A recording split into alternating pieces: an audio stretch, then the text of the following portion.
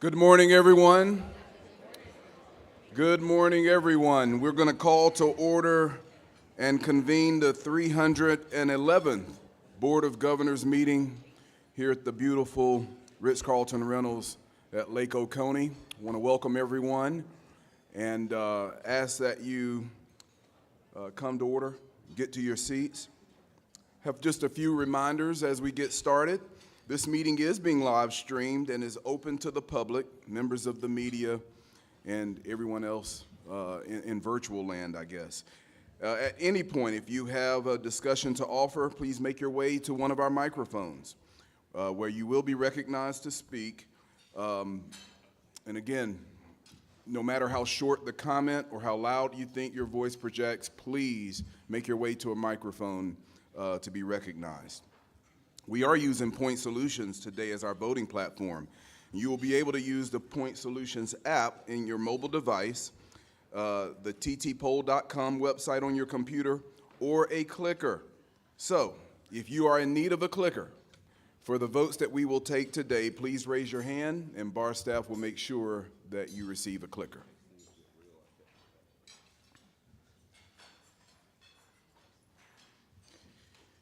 And as always, if you need any help during the meeting, just please raise your hand and we'll make sure that bar staff can come to assist you. As we get started, we're going to start today with our security update. I saw Sergeant Harden earlier, and I think he's in the room. All right, let me call on Sergeant Dexter Harden to come give us a brief security update. And we can welcome him while he comes.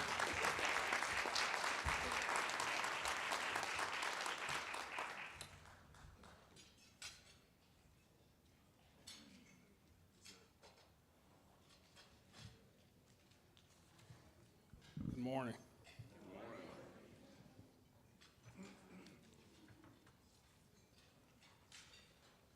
As we are approaching the end of the spring board meeting, I want to take this moment to just thank you all personally for your diligence in keeping all of us safe.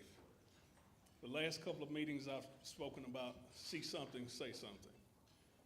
It works. It's imperative that we all are in this together.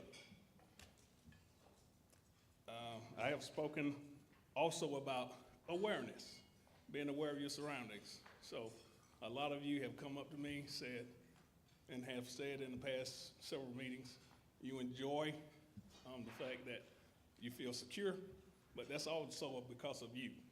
I can't do it without you. My team can't do it without you. The state bar staff can't do it without you. So thank you. If there's an emergency or safety concern that needs to be addressed, as always, my team and the staff of the bar are here to assist you. On that note, if during the meeting you have an emergency where you need to evacuate the conference center, there are illuminated exit signs throughout the building, as well as the hotel. And finally, traffic conditions will be heavy to extremely heavy this afternoon in Metro Atlanta due to protests. Also roadway construction, so keep that in mind. Also be safe as you travel to your various destinations. Thank you. Thank you, Sergeant Harden. Now for our Pledge of Allegiance and our invocation, let's welcome Benjamin Torres and Shannon Schultz from the YLD Board of Directors. They will come and lead the pledge and the invocation. And I'll ask that they tell us a little bit about their practice, where they're from, and as we continue to get to know our YLD members. Good to see you, Benjamin. Thank you very much. My name is Ben Torres. I'm an associate at King & Spalding. My practice primarily focuses on representing licensees in copyright music negotiations and litigations when there's a dispute. And I also have a mass tort product liability practice as well. I served as president of the Stonewall Bar Association of Georgia from 2023 to 2024. And I'm sad to say that this is my last year on the Young Lawyers Division of the bar. I'm aging out, but it has been a great time being a young lawyer, and I look forward to growing older and wiser and working with you all in the big bar. So without further ado, could everyone please rise for the Pledge of Allegiance? I pledge allegiance to the flag of the United States of America and to the republic for which it stands, one nation, under God, indivisible, with liberty and justice for all.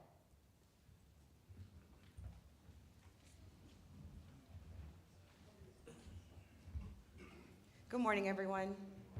My name is Shannon Schultz. I am a senior associate at the law firm of Shook, Hardy & Bacon out of our Atlanta, Georgia office. I practice in our complex litigation and strategic counseling practice group, which is just a really long way to say that I'm a litigator in the space of legal and tech.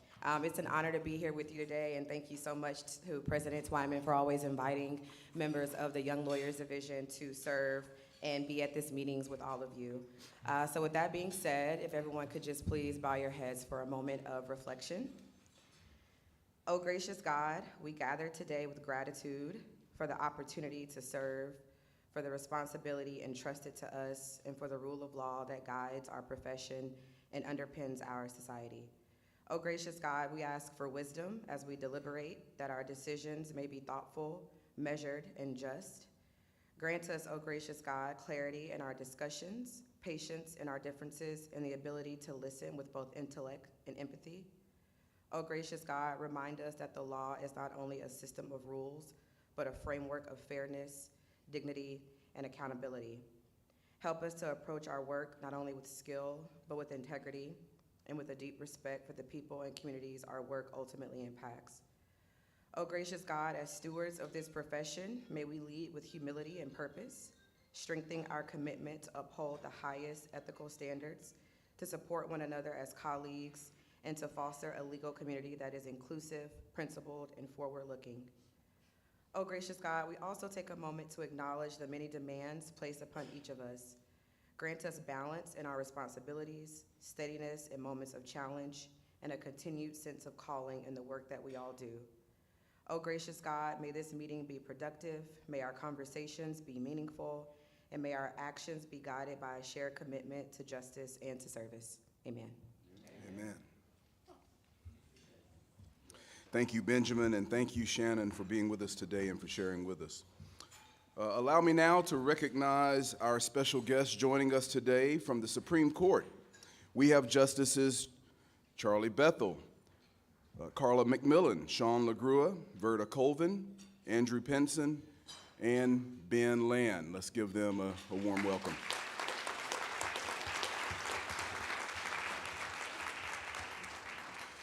From the Court of Appeals, we're joined by Chief Judge Trent Brown, Vice Chief Judge Elizabeth Gobeil, Judge Jeff Davis, and Judge Jeff Watkins.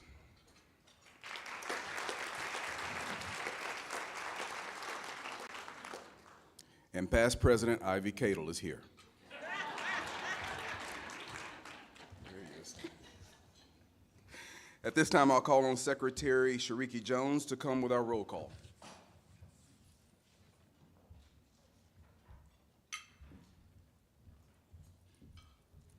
Good morning, everyone. I appreciate the response. Thank you. So the rolls are currently passing throughout the rows. I ask that all board members please sign so that you are rightfully accounted for this morning. We would also love for our guests to also sign in, so there are lines on the back for you all to sign in. And lastly, but not least, please remember the golden rule as it applies to the roll. Leave them here so that we can make sure that everyone is accounted for. Thank you all. Thank you, Secretary Jones. On page 11 of your board book, you can find the future meeting schedule, and I'll highlight that we will continue to visit great venues in June of this year, June 11 through 14. Our next stop will be back to the Omni Amelia Island Resort for our annual meeting. And for the rest of the future meeting schedule, I do want to call on President-elect Bill Gentry to come so he can preview his locations. Good morning. I am very excited to talk about what we've got coming up over the next year. In addition to saying goodbye on Thursday night at the annual meeting to Chris's term, on Saturday night we'll have the Presidential Gala. We will have 2 rooms of live music. We'll have Motown and classic R&B in the main room, and we'll have kind of a speakeasy jazz room next door where the older folks can talk and have fun. I'm going to be wearing a tux, and a lot of y'all may be wearing what we call a Southern tuxedo, the seersucker suit a la Matlock. That was a senior lawyer division reference, by the way. The fall meeting will be at the Westin Hilton Head, October 15th through 18th. The mid-year meeting will be at the Omni Hotel at the Battery, and we're looking at doing some really cool stuff there. We haven't firmed up next year's spring meeting, but we're working hard to have it right here. So I think everybody enjoyed doing that. And then next year's annual meeting for Javon will be at the Gaylord Palms Resort and Convention Center in Orlando. Thank you.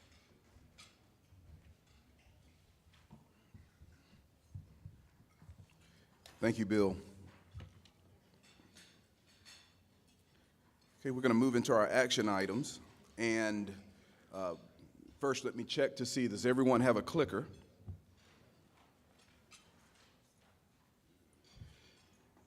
And if you'll pull that out, we'll move to our test question, our test poll question. We'll ask that to go on the screen.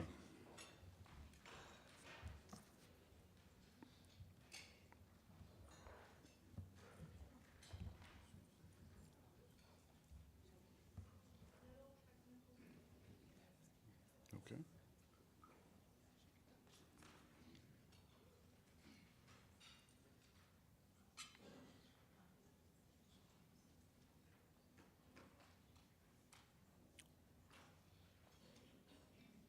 Having a little technical issue, but we'll be right with you.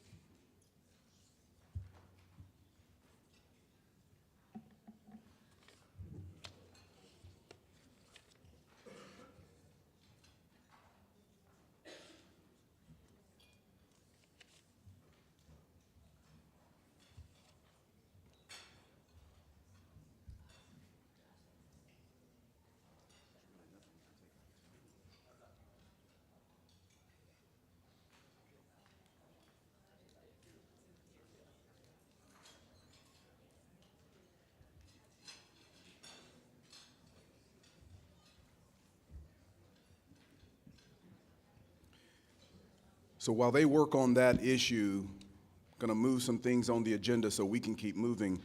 And if you have your agenda in front of you, I do want to, since we're here on a budget issue that's going to include a presentation. And is your presentation ready? I can do it without. We will come back to approve the minutes and then the minutes that are A under action items from our January 17th meeting. And we'll go ahead and move to B, which is the 2026-2027 license fee and state bar budget, because there is a presentation that's involved, and maybe we can get all of our issues ironed out before it's time to take a vote. And with that, as we move into this important discussion regarding this meeting, which is our budget, our dues, and our overall financial position, allow me to provide you with a preview before I ask Damon and Ron to come to the podium, and just to highlight and remind this board of just a few things.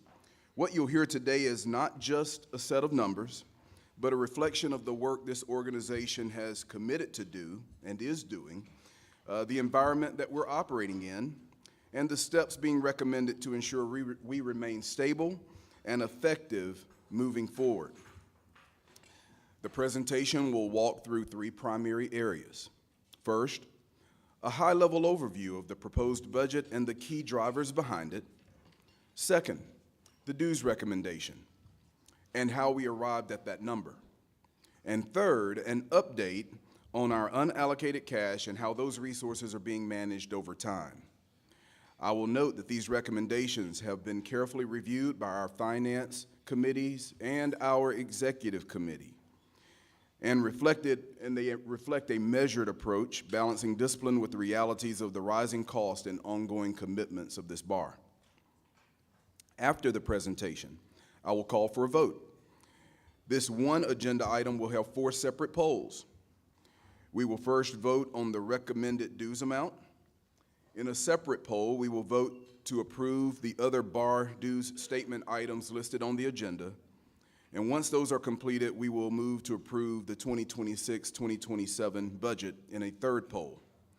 And last but not least, we will have a poll to vote on the financial resolutions, which are listed on page 55 of your board book. And so with that overview,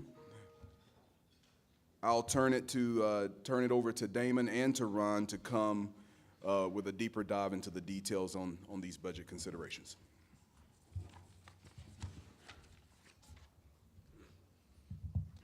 Thank you, Chris. Thank you, Mr. President.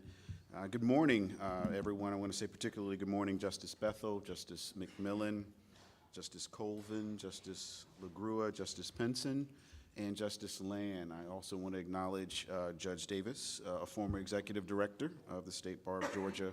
Good morning, members. Good morning to my teammates at the State Bar and friends.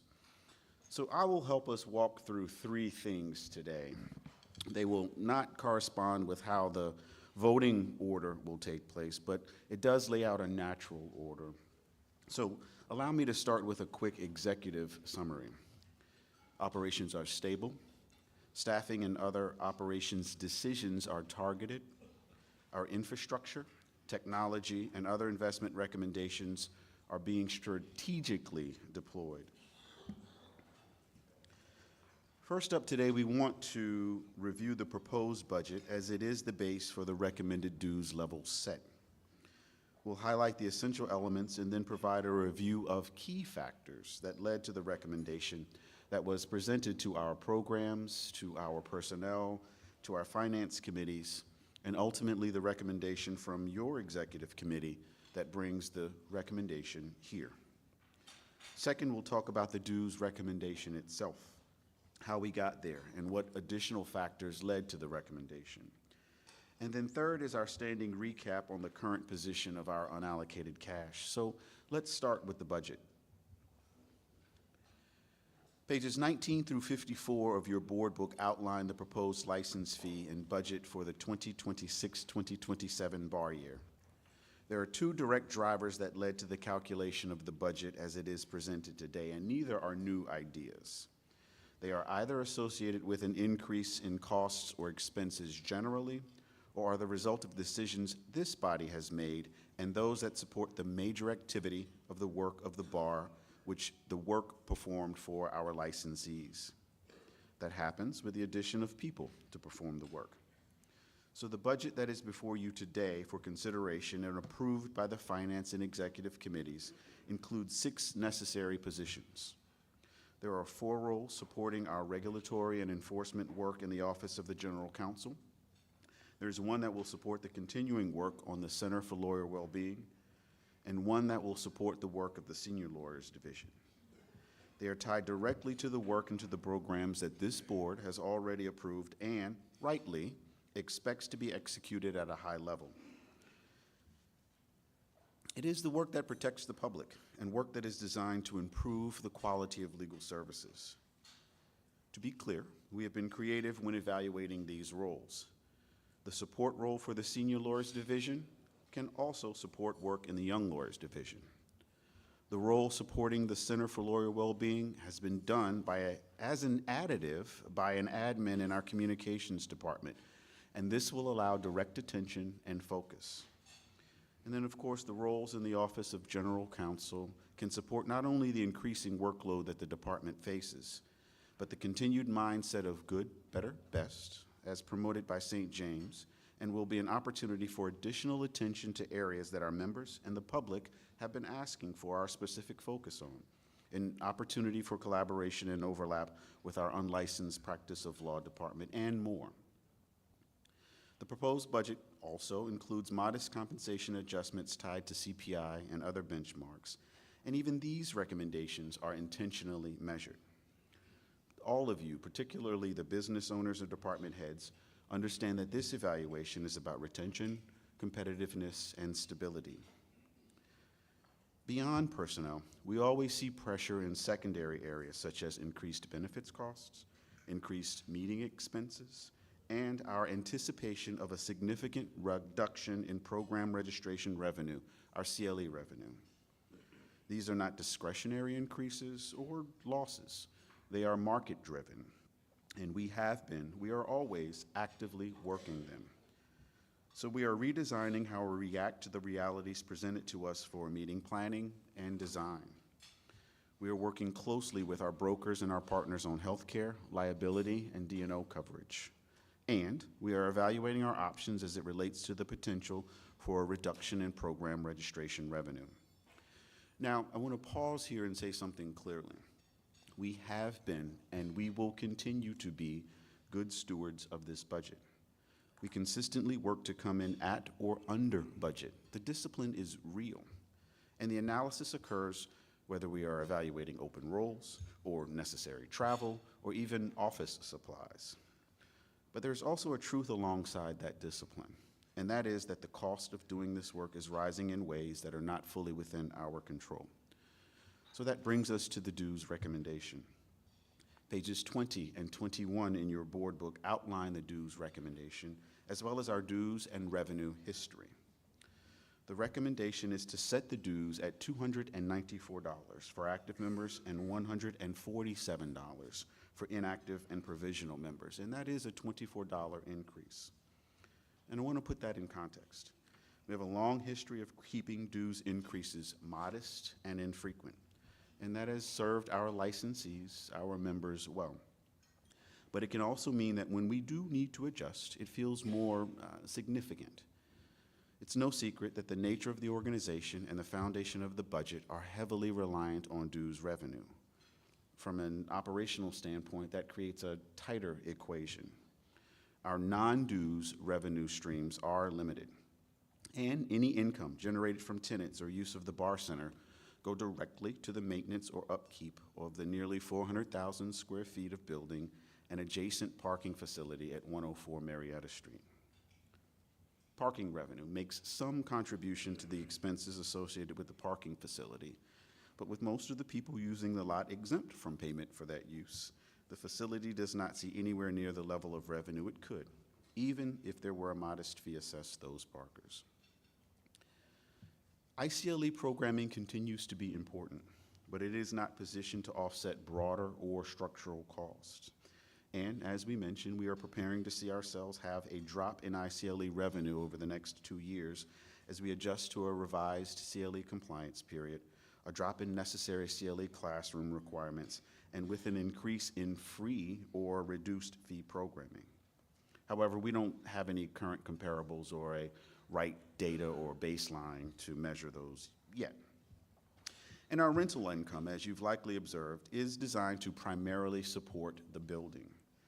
In many years, it does just that, covers expenses, but it does not generate a meaningful surplus.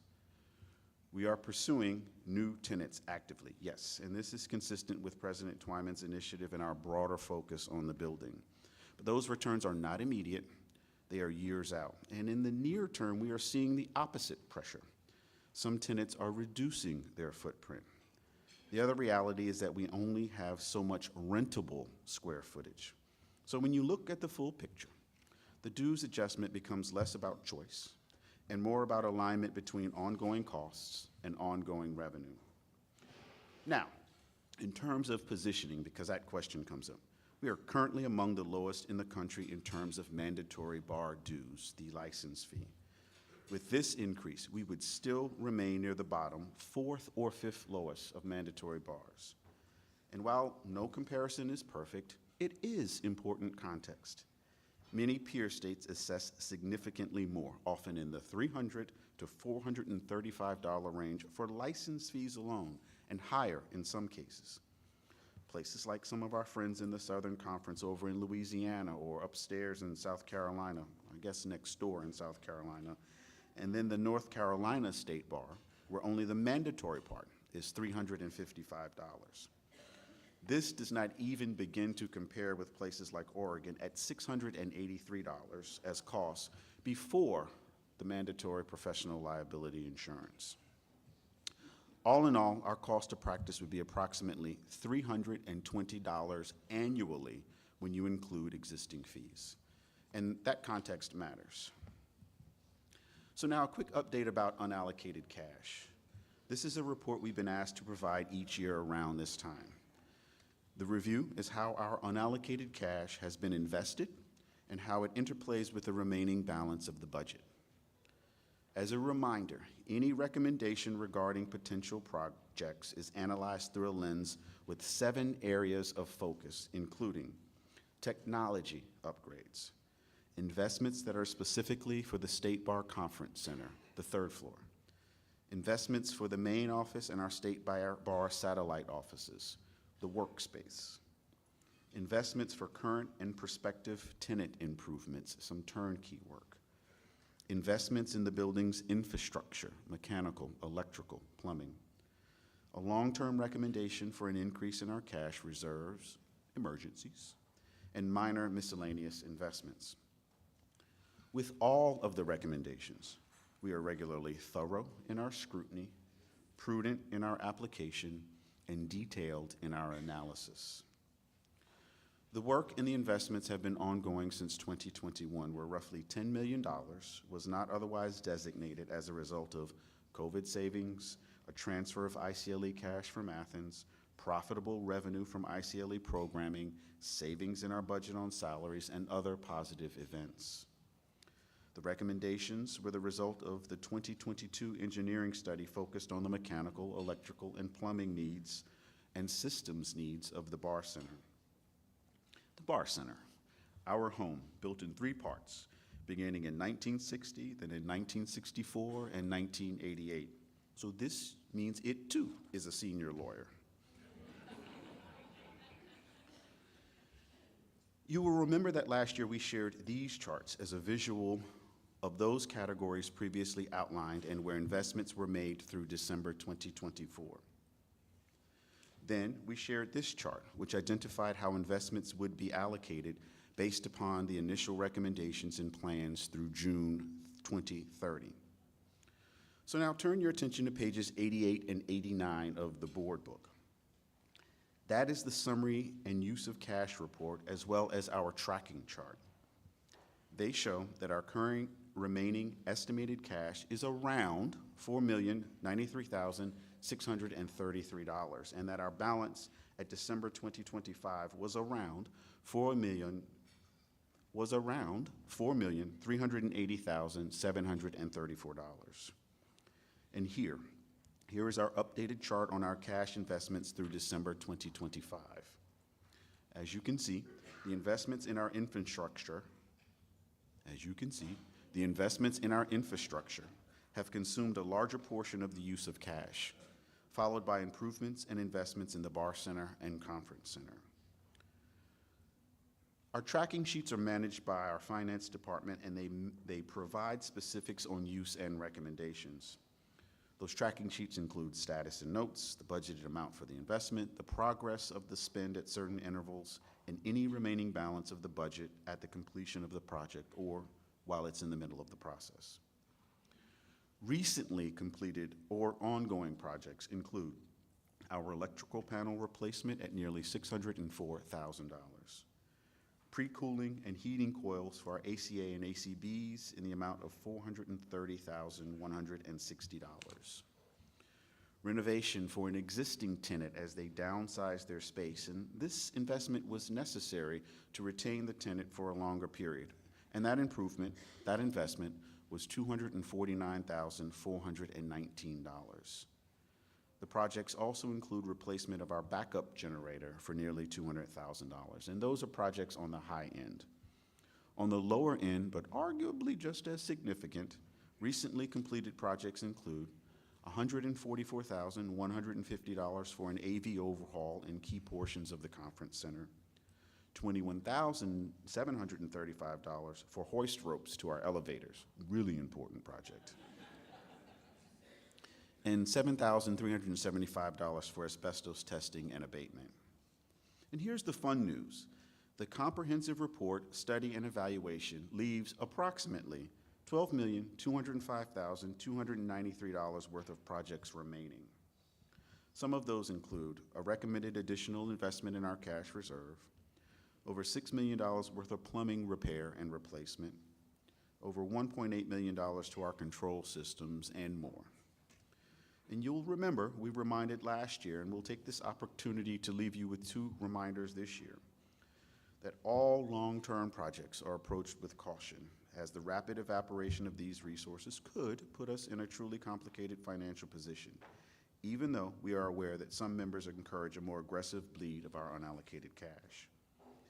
Second, we make additional assumptions when assessing recommendations for investments, as well as when making recommendations for future budgets, including how the investments are allocated as recommended in a multi-year plan, if we manage operations to budget in or around 96 to 97% each year, if we budget to a loss, as we do, and if we continue to see our expenses rise 4 to 8% on average, as we do, and if we limit our revenue to a 2 to 3% increase. So we cautioned that it was possible that an upside-down unallocated cash position occurs in or around the 2026-2027 bar year. So a moment of privilege. Finally, as we always take the opportunity to remind that we discuss future plans, all forward-looking statements contain our beliefs and representations about certain plans and events. All forward-looking statements involve risks and uncertainties that may cause actual events to significantly differ from the projections.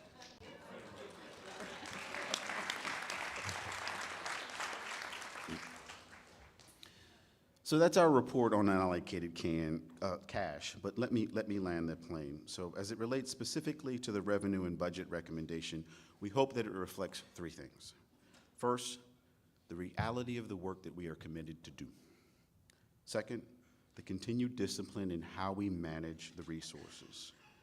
And third, a measured step to ensure that we remain stable, effective, and forward-looking as an organization.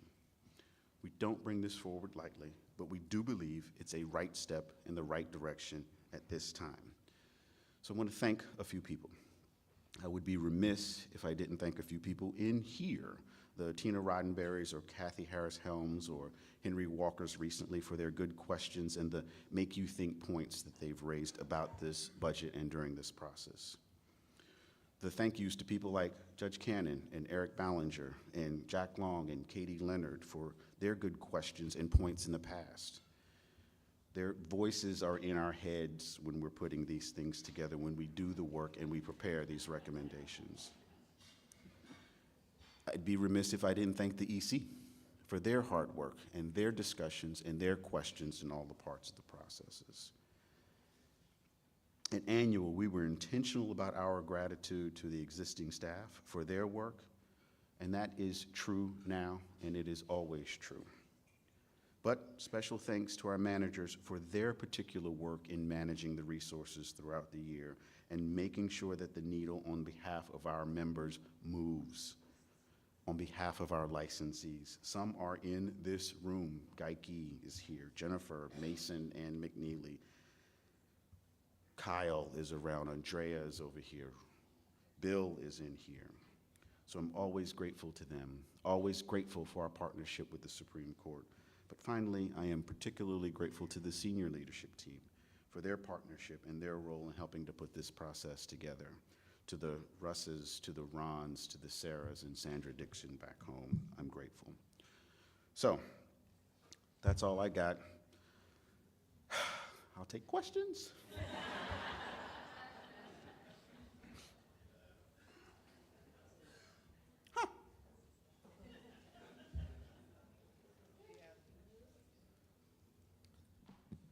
Good morning. It's on. Is it on? All right. I dreaded my 2-hour drive here this morning from Canton after getting done with my jury trial last night and realizing that I was going to have to go through all the numbers.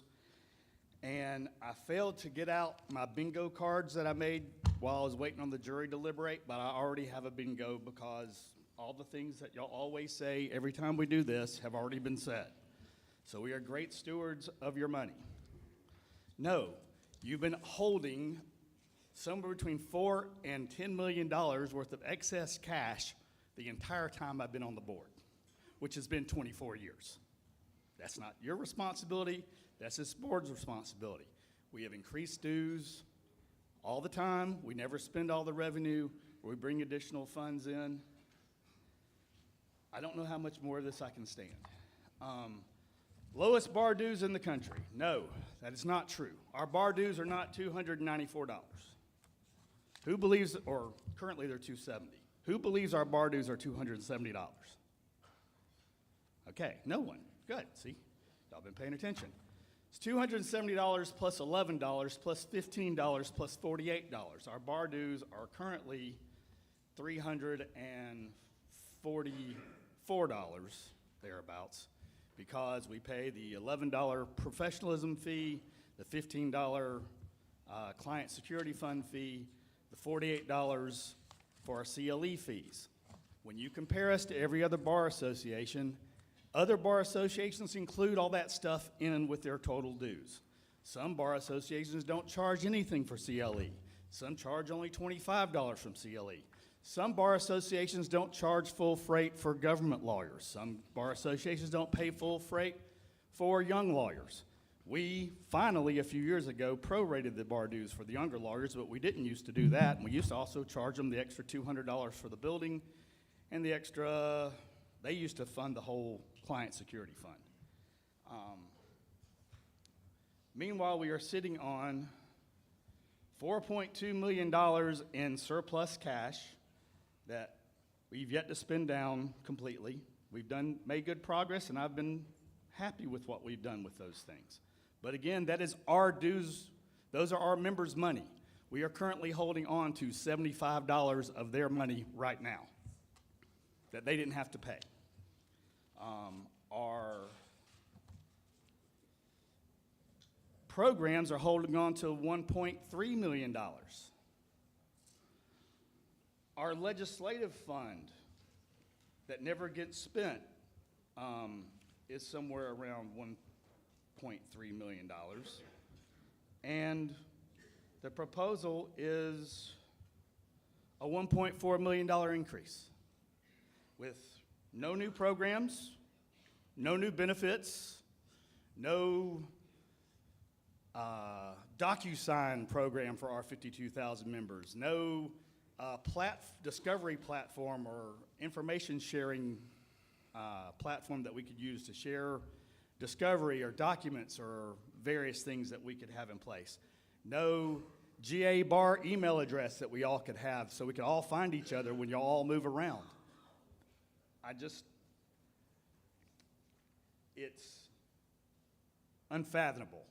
And we are asking for the highest bar dues increase since the 80s. Definitely the highest bar dues increase in 25 years. I think the highest dues increase we've had over that period of time has been $10. And you're asking for 24. The 2 times we finally decided we had too much money and tried to give money back to our members, we still had a bar dues increase both of those times. When we gave $20 back to our members, we increased bar dues $6. When we gave $2 back to our members, we still increased bar dues $4. I have voted against every bar dues increase, including the 2 where we gave money back to our members, except every one of them on my 24 years, except for one, And that was when we implemented Fast Case, because that was a substantial benefit for very little expenditure, in my opinion, to our members. We are asking for $1.4 million additional funds so that we can hire more IRS agents to go after their money, I guess. I'm not sure what we're doing, but anyway. I have a lot more things to say, but I'll wait till we get to actual voting action items. Thank you.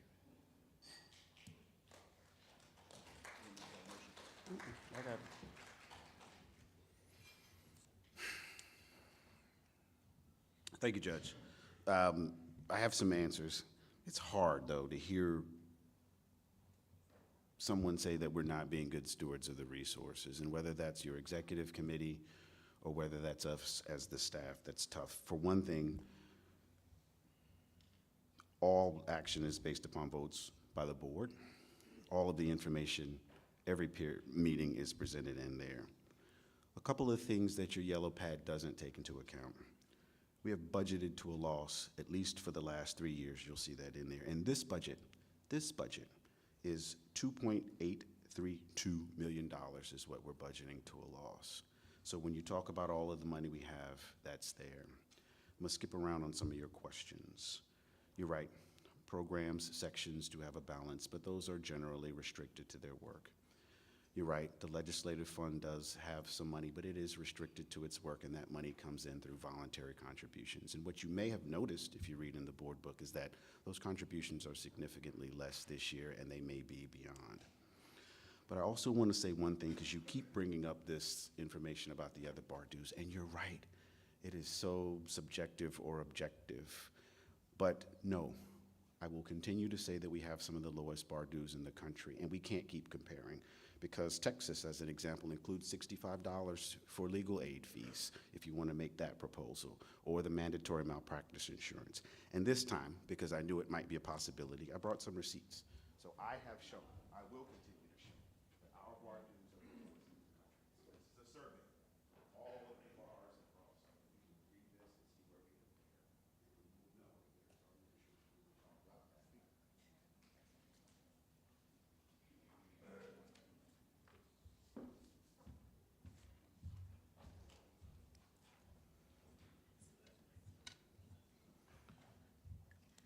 Chris, you got somebody else up there.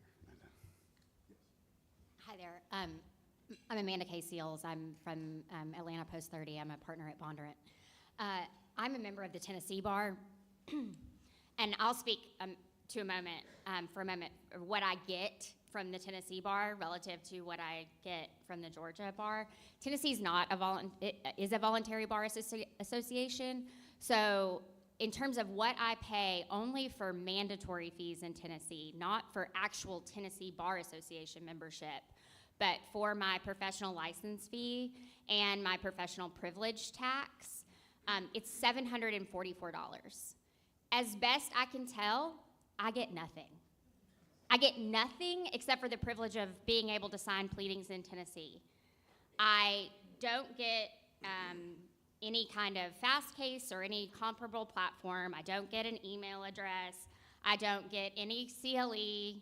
I don't even get any reduced fees on CLE from the Tennessee Bar. The Tennessee Commission on Legal Education, there is no equivalent of ICLE in Tennessee, so there's no subsidizing of my CLE credit in Tennessee. I don't get any kind of DocuSign or any kind of other platform that's been mentioned. I don't get User 6. I don't get anything, right? I pay $744 for the sheer privilege of being able to sign pleadings in Tennessee. As best I can tell, paying $294 for functionally what is the same as the $344 license fee I pay in Tennessee is a bargain. And so while I have reservations about the cash on hand, it strikes me that this is still a bargain. Thank you.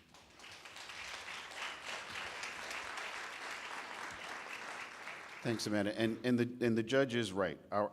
It will cost an active member at $320 once you include the assessment and the other fees. And you will also notice in your budget that we are anticipating a 42.4% reduction in ICLE program registration for the 26-27 bar year.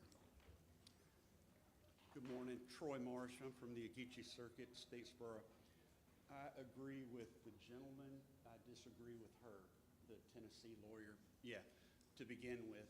And my question is, why not use some of that 4-point,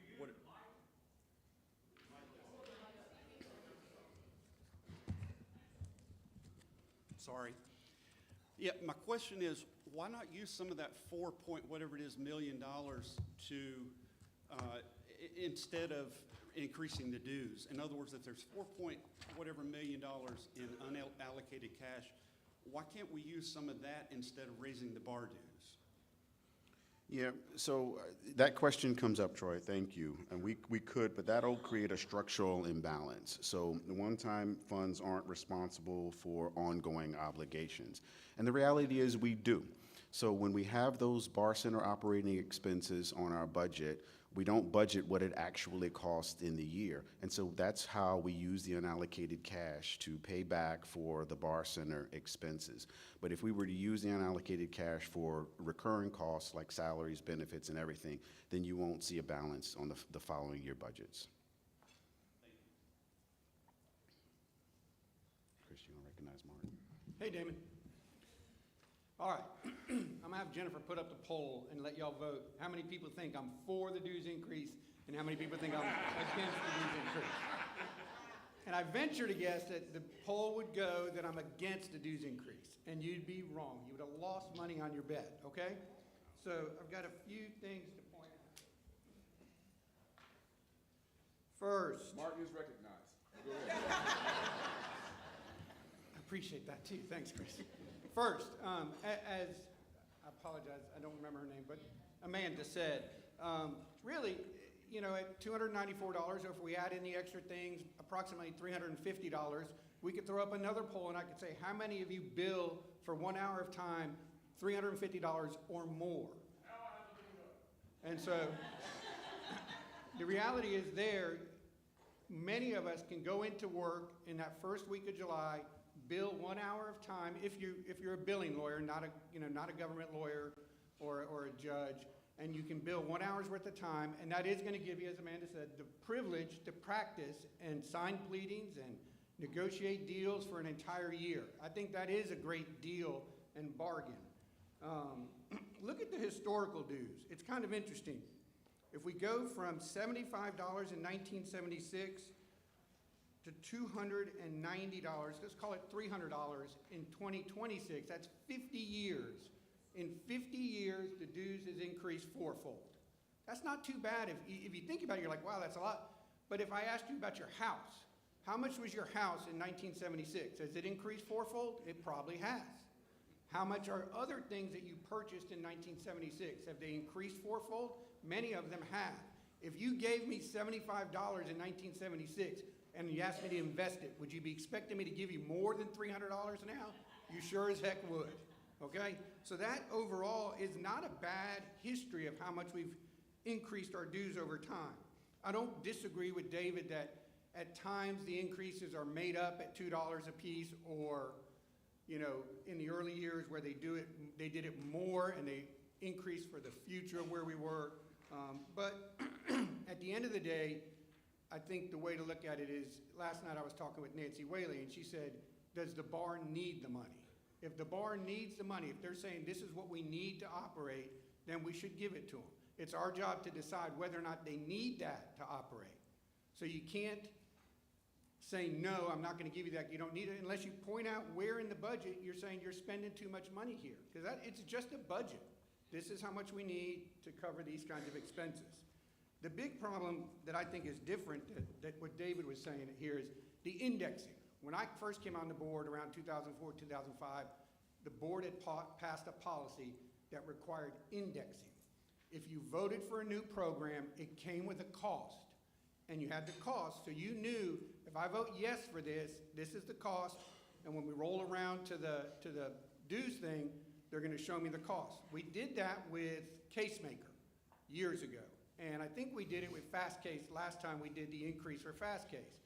But we didn't. When we approved the Wellness Center, we didn't index it. We knew that the Wellness Center was gonna come with a cost eventually, and now here's the cost, at least the start of the cost.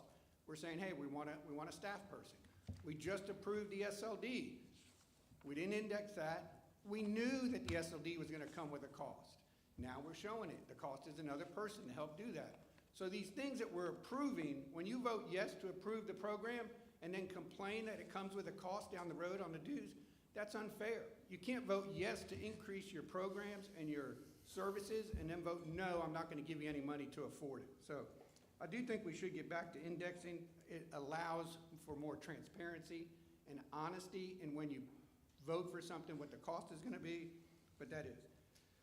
The surplus, golly, I'm not gonna get on that horse again because y'all have heard me too many times. But the surplus isn't for operations. We don't wanna use it for operations because then you're using money that every operations is every year that's in the budget. The surplus is only here one time. We can't use it for that. We have to use the surplus to repair and upgrade and fix the building. The building long-term, once we're able to get it to a place where it's so attractive that people would have to come rent there, and we rent out the extra space long-term, not in the next 2 or 3 years, but in the next 15 or 20 years, the bar center is gonna be what generates additional income to allow us to offset our dues increases. Okay, we can increase CLE costs, but that's us lawyers paying another way of paying for the operations. We can increase dues. That's us lawyers paying for the bar's budget. But if we rent the building to other people and use their money to us, we're using their money to pay our things. That's non-lawyers helping us pay our dues. That's what a SPLOS does. That's what we want. We want people coming from outside the bar into the bar and paying our dues to help offset it.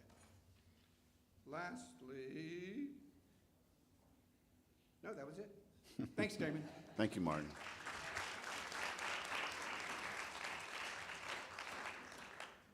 I think Julia would hate if I didn't take the opportunity, speaking of CLE and programming, we have a free 6-hour CLE session on April 30th that will provide for you a Supreme Court of the United States, Supreme Court of Georgia update, as well as an update on Georgia laws, and then some professionalism and ethics things. That is provided to all lawyers, and we will have 5 additional rebroadcast dates so that it is available to every lawyer. This is what we committed to when we changed the rules to making sure that there was reduced programming or free programming available for our Georgia lawyers.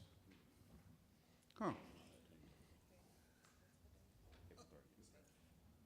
Good morning, Eric Ballinger. I'm also from the Blue Ridge Circuit with I'm Judge Cannon's private practicing counterpart.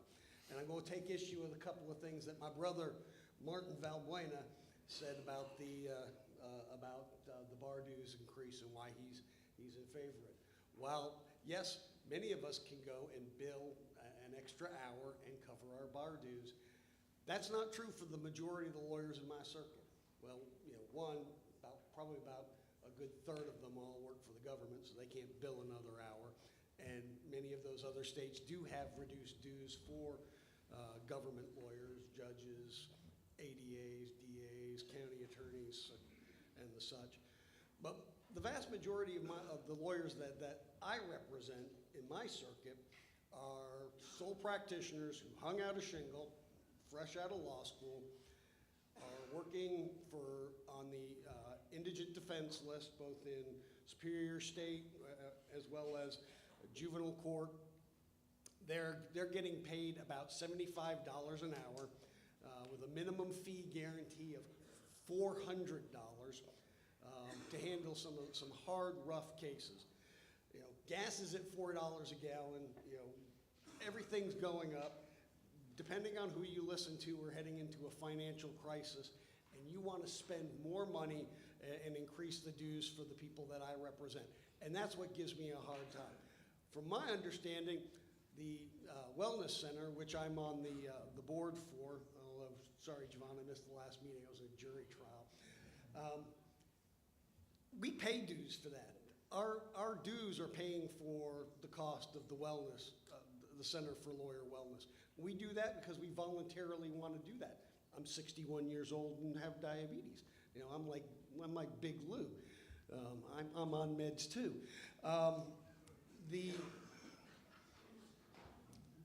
So I'm opposing the bar dues increase from the bottom up, not from the top down. I applaud the way that the staff at the bar is able to squeeze about 3 cents, maybe 4 cents out of a nickel every year, and keep things running. You know, we have an old building, not as old as my office is 120 years old. But it is a senior lawyer and it needs to have repairs.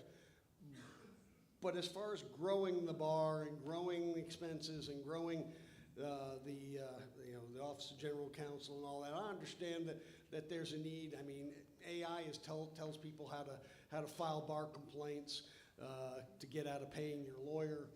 So I'm opposing this increase because, you know, I've got a lot of hard-working young lawyers that I represent that send me here, you know, every other year, and they're just barely getting by. Thank you.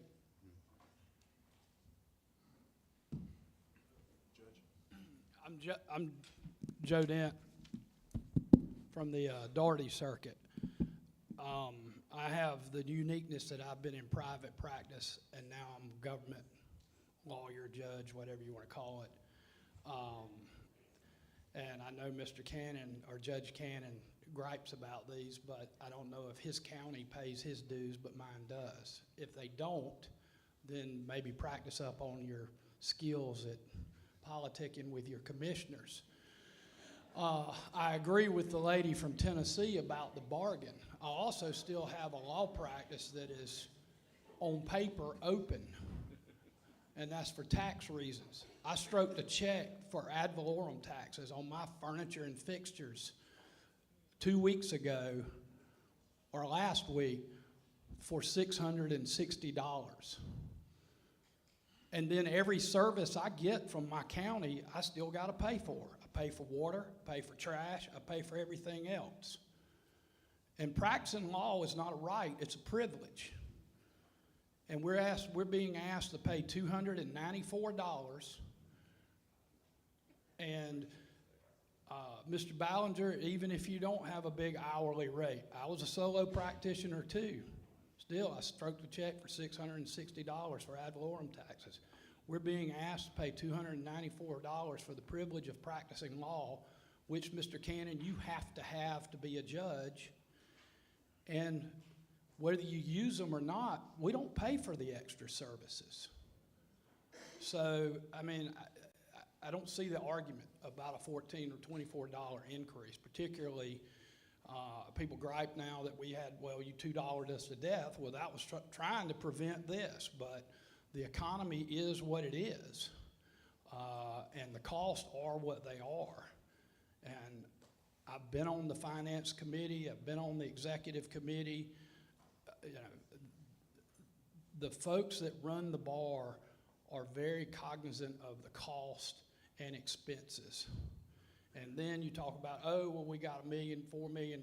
Well, if you own a house and you don't have a savings account and your air conditioner blows up, you're either stroking a check for $10,000 where the bar would be stroking a check for $2 or $3 million. And if you don't have $10,000, then you're going to 0% finance it. Well, bar can't do that. So, you know, these arguments just fundamentally don't make sense to me. And so I think we ought to support this increase and move on and be thankful that we have the privilege to practice law for under $300.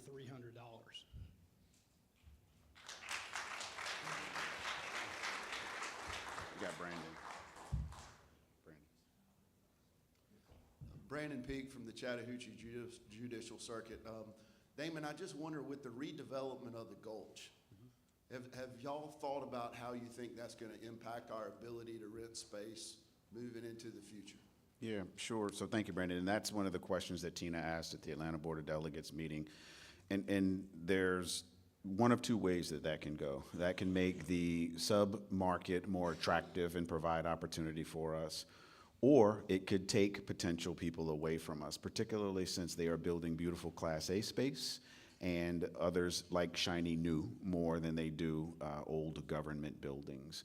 But we hope that that means that there's some kind of web. So maybe the fancy folk will go into the nice buildings, but any subs, that's how we used to look at it in manufacturing, or others would consider the space that we have around us. So the good news is that there's some attraction and there's some attention. The bad news is there's still over 1.4 million square feet of available space in the downtown submarket. And so there's a lot of places that are getting very, they are creative in their opportunities that they have for people. And just with some of the rentable square footage, and then also with the return on the investment, we've been creative. Y'all heard us talk about the 5th floor in the passport office. Recently, we had a currency converter consider some of the vaults, which we thought we would never have an opportunity to explore. But they needed armed guards, and we weren't sure exactly what the type of currency was and whether it was on some embargoed list, so we had to pass on that opportunity. But yes, I think it will bring some attention and some attractiveness to the market, and we will jump on top of it. Hold on, to the microphone. After Mark. Mark is recognized.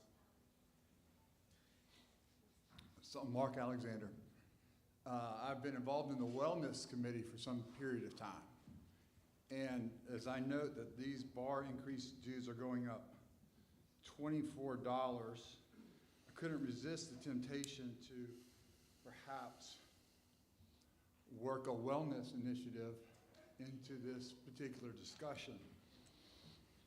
So if you, after this meeting, want to go down by the pool to Gabby's, and you would like to have a cocktail, you can get a Kentucky Sunburn for $23. You get a toasted coconut Mai Tai for $25. You get the ultimate margarita for $25. And you can go to the Linger Longer Steakhouse and get a Wagyu infused old fashioned for $35. So what a wonderful initiative it would be from the Wellness Committee to help promote these bar increase dues by simply not having one drink.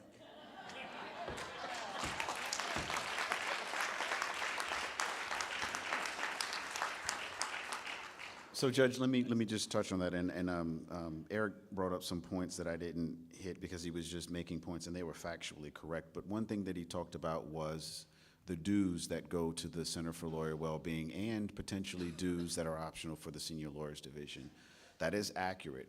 However, they are not nearly enough to cover the expenses for, first, the programming, and then second, potentially for any staff position.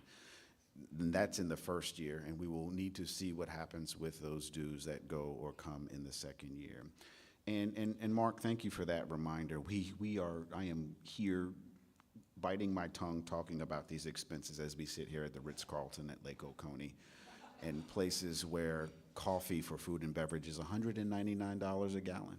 And last night we enjoyed the dinner, and we took home extra beverages as we left the bar. So thanks for opening the door for allowing me to vent. My therapist will be very pleased. So.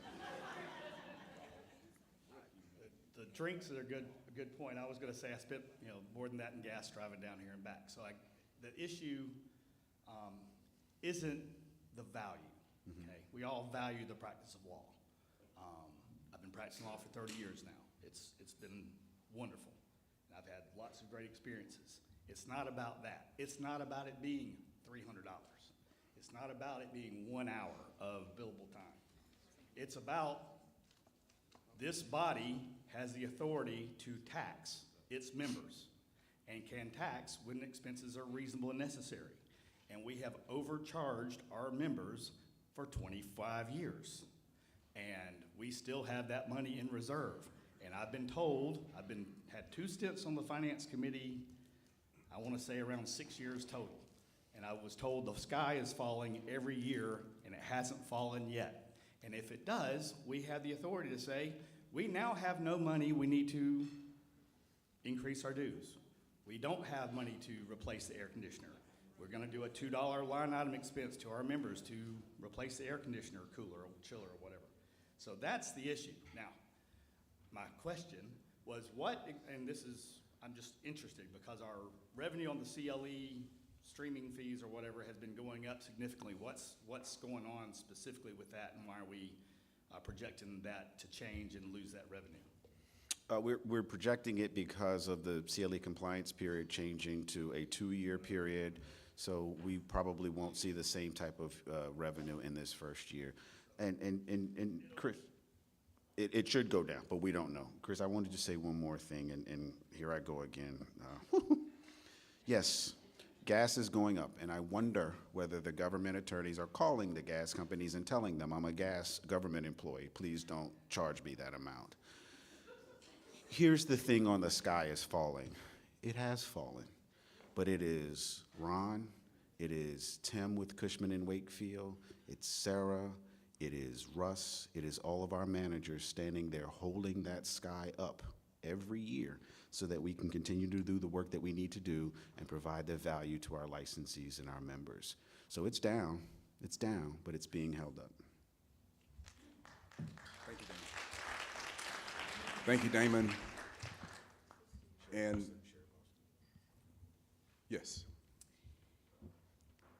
I normally would resist being engaged in a budgetary conversation, but I think it's important to point out a couple of things. As a government lawyer who has previously been a sole practitioner and also a member of a firm, I've seen many ways and paid my dues in many ways. Sherry Boston from the DeKalb Circuit, I have 100 lawyers in my office, and I pay for all 100 of those lawyers to be members of the bar through my budget every year. And what I can say is, first, while I appreciate the value that the bar gives, most of the lawyers in my office are not thinking about the CLE fees, most of which they do their CLEs through the Prosecuting Attorneys Council of Georgia anyway, or all these other benefits. But what I can tell you is, as someone who's responsible for that very hefty check that I send out once a year, it is my duty and responsibility when I'm writing that check, which is taxpayer funds, to make sure that it's being used as a good steward. And I am proud to say that when I write that check every year, I am confident that the executive committee and all of these board members have given me a number that if I ever have to defend to my taxpayers, I feel very comfortable saying these are the things that are happening at this bar, and this is the work that the bar is doing, and I'll debate it all day long and defend it all day long. I think that's important, and we need to say that as a government lawyer who's using taxpayer dollars for this. And finally, I'll say, I know how difficult it is as someone that has to manage a nearly $60 million budget every year, where you have to plan for the expected and you have to be prepared for the thing that you don't know is around the corner. And you can't, in the middle of a crisis, say, how are we gonna pay for it? That's not leadership, that's not good budgeting. You have to have money in the case of the things that we can't predict. Every person in this room in March of 20, nobody planned for that in their budget line item. But we were all forced in that moment to pivot and pay for things that we never expected. So I applaud the leadership of this bar. I have been a proud member of the Board of Governors, I think now for 14 years. And I stand strongly behind the leadership of the decisions that you're making. And I hope that this bar will support the recommendations you're making and the increases that you see fit to make sure we are prepared for crises that come and hopefully crises that we avoid. Thank you. Thank you, Madam DA. Thank you. Good Yes. Good morning. I'm Allegra Lawrence Hardy from the Atlanta Circuit, and I've been on this board more than 20 years, which means every time somebody says, we've been doing this for over 25 years, I feel personally convicted by whatever the statement is. I just want to make a comment. I support the dues increase, but I am feeling increasing discomfort about the fact that we are sitting here at the Ritz-Carlton, and we will be the ones sitting in our ballroom at the Ritz-Carlton who make the decision for lawyers who are, did you say $75 an hour, are trying to figure it out. It's just, there's a tension there that I think we have to name, and I don't know what that means for the way we plan our future meeting schedules. I would, again, not be in candor if I didn't say I'm someone who likes it when we go to nice places. But I just think that the optics are not great, and it doesn't feel great. And we just maybe, as we think about future meetings and these types of topics coming up, we might think about how we can be more inclusive, right? We don't even have folks who are watching from the Zoom at home able to chime in. So if they couldn't afford to come, they just aren't a part of the conversation. And I just want to encourage all of us, I say this for myself, but also for all of my colleagues, if we can just continue to think about ways to make this more inclusive so these conversations are that much more thoughtful and intentional. Thank you.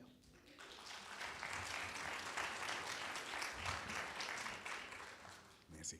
Hi, good morning. I'm Nancy Whaley. I'm from the Atlanta area, and I am a Chapter 13 and 12 bankruptcy trustee, so I'm very sensitive to people's budgets and money. But I have been on the Finance Committee since I think Rob Reinhardt appointed me in 2003. I chaired the committee for numerous years, and I was on the executive committee for 6 or 7 years. So I followed our finances for the bar for a long period of time. And if you look in our bar book, all the years where we did $2 increases, you know, it comes to your personal way of how you want to budget. I voted against some of these $2 increases because I didn't think the bar needed the $2 increases, but I understood that some members felt like small little increments were more helpful to our bar members than waiting and just doing a $10 increment when the day came and we needed it. So this goes to your point, like, do we need, to me, we budget and we vote on dues when we need the increase. In the Finance Committee, our Executive Committee, we spend a lot of time with these numbers, you know, and unfortunately I feel bad for everybody that sits in this room that hasn't had the benefit of those conversations, of hours and hours of conversations about the numbers and where we come. If you, in our finance package, we were given an option to review of a 290 or a 294. There's not a lot of difference there, and the 294 is what passed. But I go with what Martin said in the conversation that we had last night. We have to decide whether we're going to go ahead and bite off now and go ahead and do 294, or we're going to kick the can down the road, and then it's going to be, you know, maybe we do $15 this year, and then next year it's $15. It's how you decide you want to budget. But the reality of it is our bar needs the funds. We see the needs that we have coming up with the bar center. Everybody's already talked about the benefits that we get as members. We don't know how the new ICLE program is going to work with the 2 years. We know we're going to kind of run a deficit this year because as lawyers, we're procrastinators when it comes to our CLE, and we're going to push it to the following year. We don't know what those numbers are going to look like, so we do have some uncertainty right now. I am going to vote in favor of the bar dues increase, and I think that we, as bar members, the people that have spoken before me that said, you know, we have to have faith in our leadership, and we have to have faith in Ron Turner, who does a great job as our CFO, and the Finance Committee that spends a lot of time with these numbers. And we come in here sometimes, you know, we get a 15-minute, and Damon, I really applaud you for the presentation that you've given us today, because that's what we've all asked for Board of Governors for a long time, is give us more detail so that we can digest it. It's hard when we come in and we hear this just for a few minutes and these debates that go back and forth. And I'm not saying anybody in the room is right or wrong. I think it comes down to you as a board member, is how are you going to budget for our bar for the future. And you're gonna have to vote today, whether you're gonna bite the bullet today, or you're gonna kick the can down the road and you're gonna bite the bullet next year. But one day we're gonna bite the bullet, and talking about we're gonna fall off the cliff. I was never one of the believers that said, when we showed, we created that glide scope, if you guys remember a long time ago, the graph that showed when we had the surplus and how we were gonna burn it down. Well, we've burned it down. I mean, we've burned it down from 10 million to 4 million. And when you have to come to a point where you're gonna decide, when are we gonna stop burning that down, and we need to keep that little bit of extra reserve for the day that we're gonna need it. And so I think as the Finance Committee and the Executive Committee and this body, I think we've done a beautiful job over the last 10 to 15 years with how we've managed having those excess funds. But I think the day has come where we need to maybe start not budgeting in the negative so much and start looking forward to the expenses that we're gonna have to incur, because our bar center is a beautiful place to go, and it's something that we're really proud of, and we're unique in the nation of what we have, and we wanna maintain that. So I hope everybody joins the Finance Committee and the Executive Committee in improving the bar dues increase. Thank you, Nancy. And so there is a motion on the floor in the form of a recommendation from the Executive and the Finance Committees to set the active dues at $294, inactive dues at $147. And let me check on our voting system.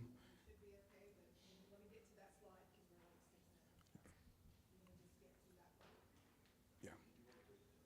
Let's do a test poll first, and then we'll, and if you don't have a clicker, raise your hand. And only Board of Governors members need clickers.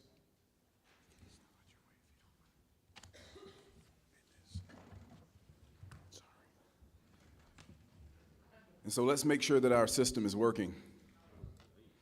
And let's answer this test poll question. If you had to delete all social media except one, which would you keep? Please vote.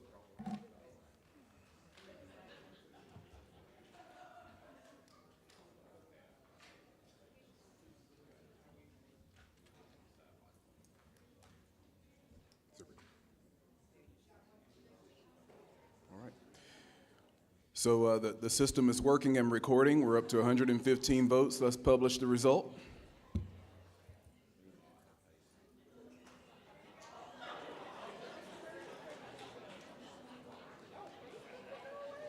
All right. Not sure what that really means, but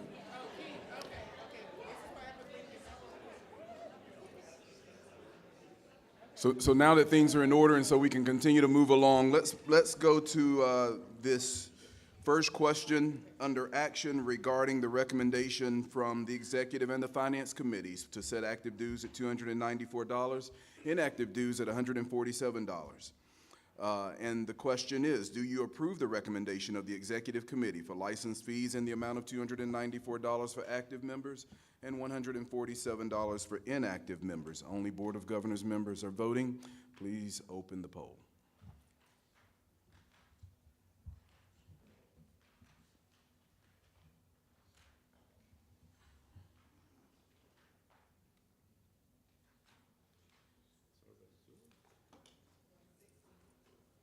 Closing the poll. Please publish the results.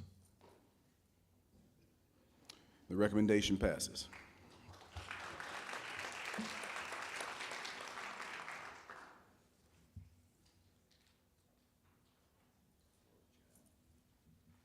We'll now move to the approval of the recommendation regarding other bar dues statement items, and you would have seen this in your bar book.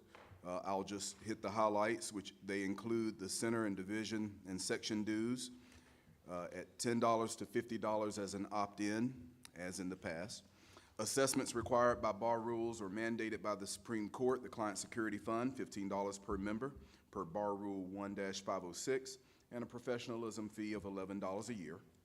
And then other contributions, including the Legislative and Public Education Fund contribution at $100 optional, and Georgia Legal Services Program, $400 suggested individual contribution and a $100 suggested contribution for YLD.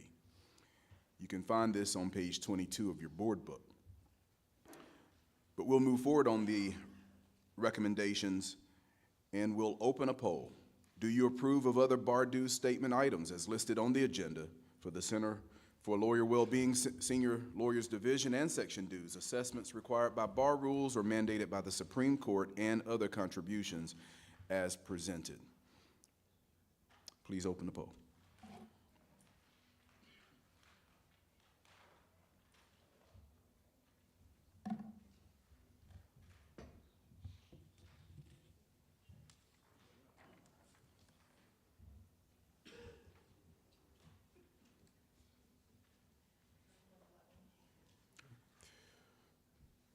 And we'll close the poll. Please publish the results.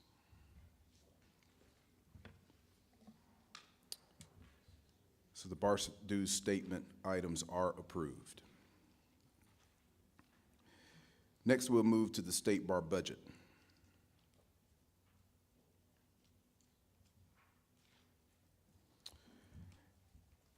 State bar budget also in your board book. You've had a chance to review that. I will ask, I didn't do this for the dues statement. Yeah, I guess I'll ask for the budget. Any discussion? Hearing none. The poll question is, do you approve of the 2026-2027 State Bar Consolidated Budget, including the total operating budget and Bar Center budget as presented? Please open the poll.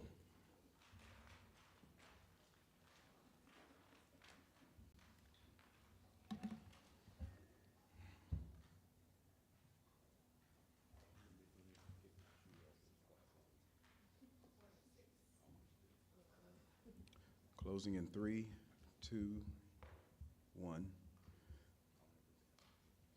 The budget is approved.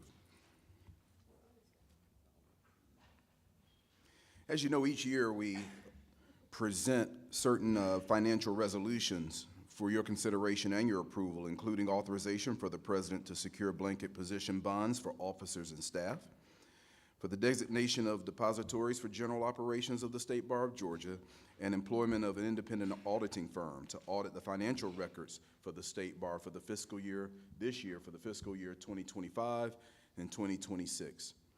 And so the question for your consideration is, do you approve all financial resolutions as presented?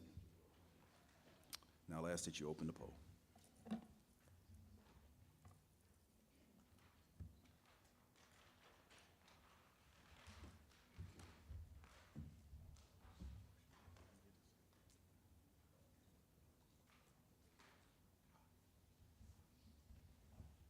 So they didn't. And we'll close the poll and publish those results.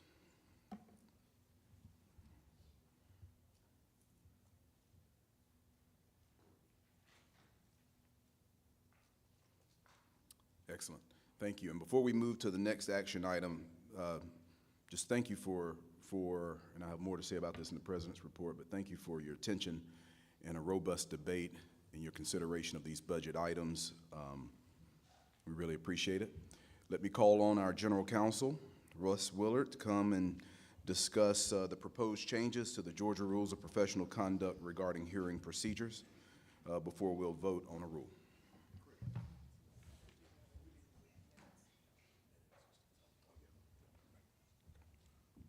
Thank you, Mr. President. My discussion is going to begin on page 56 of the board book. There are two proposed rule changes that come to you on the motion of DRPC and the Disciplinary Rules and Procedures Committee with a favorable recommendation from the Executive Committee. The first is on Rule 4221, and it deals with hearing procedures.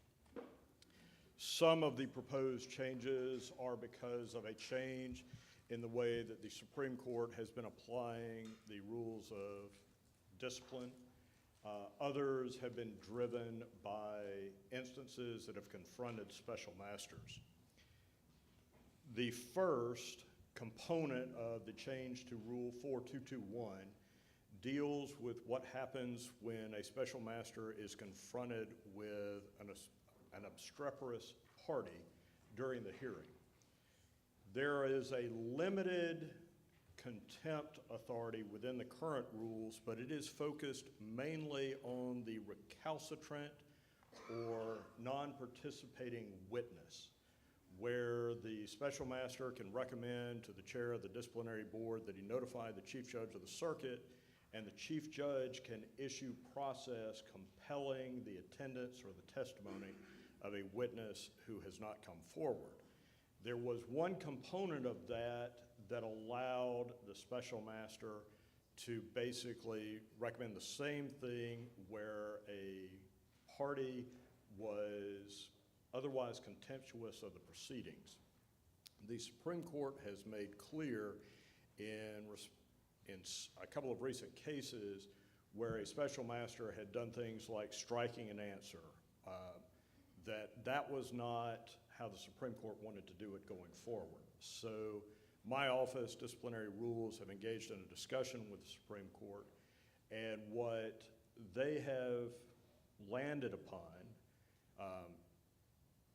sort of in mutual agreement, is that the special master and the non-obstreperous party do not have to subject themselves to this, where you have somebody who, and we've had this within the last year, talking over special masters when a sheriff and a deputy sheriff were in the courtroom telling them to sit their ass down.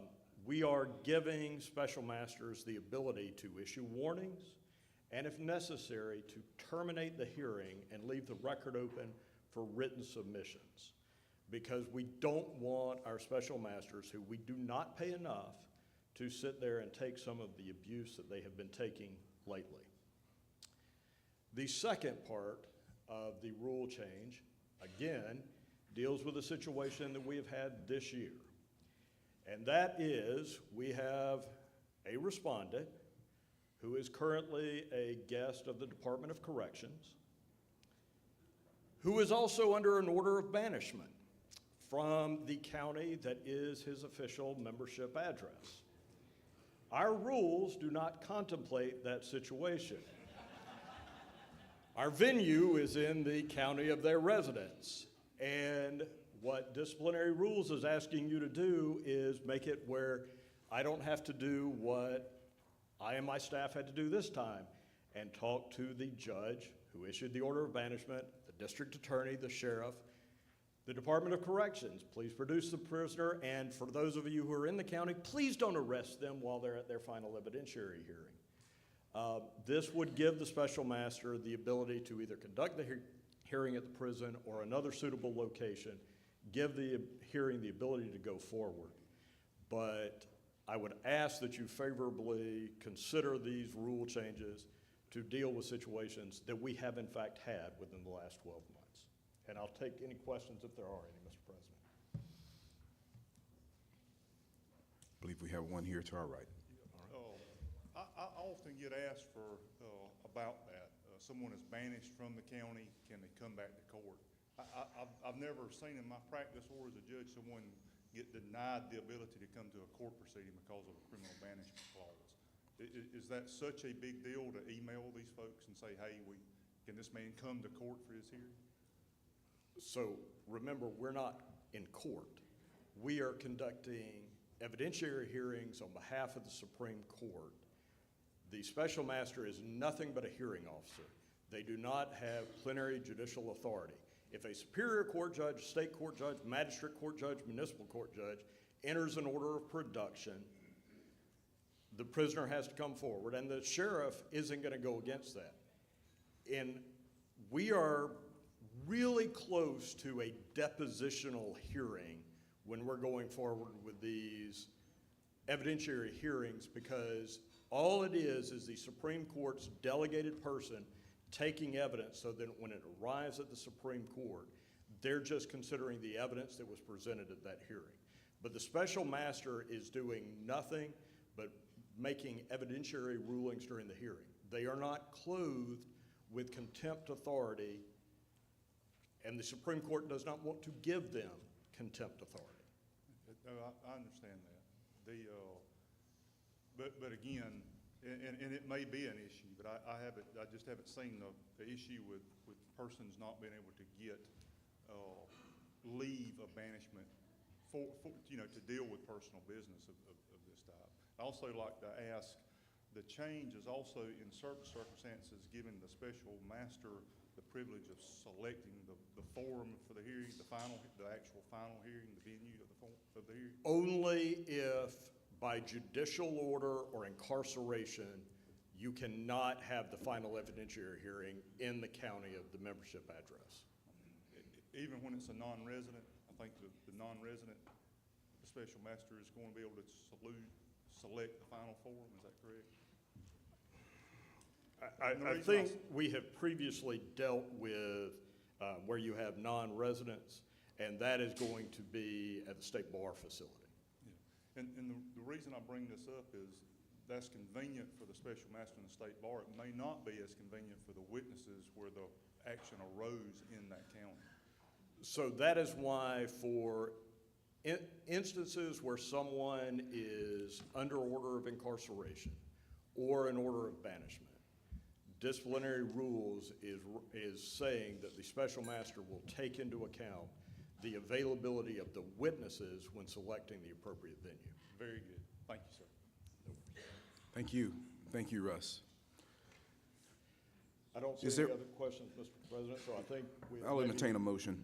Is there a motion to approve the proposed changes to Georgia Rules of Professional Conduct Rule 4-221 regarding hearing procedures as it's been presented?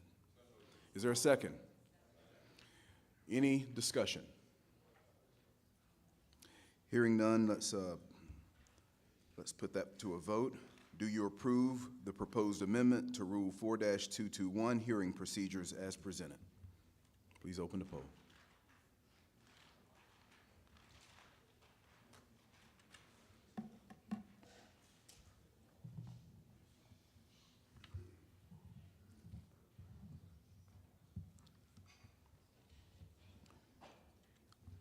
Let's close the poll. We'll publish the result. The amendment to Rule 4-221 is approved. Mr. Willard, if you'll review our proposed changes to Rule 4-227, petitions for voluntary discipline. Thank you, Mr. President. Again, I come to you with a request and recommendation from the Disciplinary Rules and Procedures Committee with a favorable recommendation from the Executive Committee. This revises the rules for petitions for voluntary discipline in one instance and one instance alone. And that is where the individual wants to voluntarily surrender their license. Under our current procedures, those are treated the same as if somebody is doing a petition for voluntary discipline for something short of disbarment, whether it is a review panel reprimand, a public reprimand administered by the Superior Court, or a term of suspension. All of those currently and will remain going before the special master for a report and recommendation to the Supreme Court as to whether the requested discipline is an appropriate level of discipline for the admitted conduct. For petitions for voluntary surrender, it makes no sense, as Disciplinary Rules and Procedures has found, to have that have a report and recommendation to the Supreme Court. This is literally somebody who is engaged in misconduct and they are attempting to hand back their bar card for us to run it through the shredder. This would have it going straight to the Supreme Court to ascertain whether they have met the elements of admitting sufficient conduct to justify disbarment and to accept the voluntary surrender. It is driven because we have had a couple of instances in the last year where we have had, not the individual that I talked about previously, but individuals who have been taken into custody by the Department of Corrections. They have submitted a petition for voluntary surrender. It is awaiting a report and recommendation from the special master for weeks, months, approaching years, they're showing active and good standing on the bar directory. This would shorten that process, and literally in appropriate instances that a voluntary surrender is appropriate, it goes straight to the Supreme Court so that the Supreme Court can say, yes, you have forfeited your right to be a member of our profession.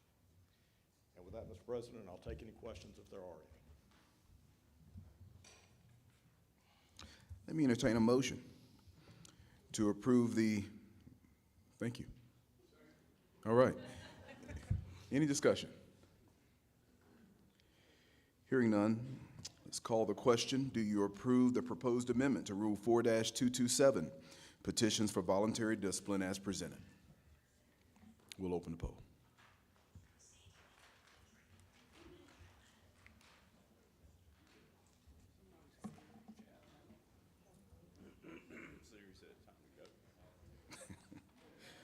We'll close the poll, publish the results.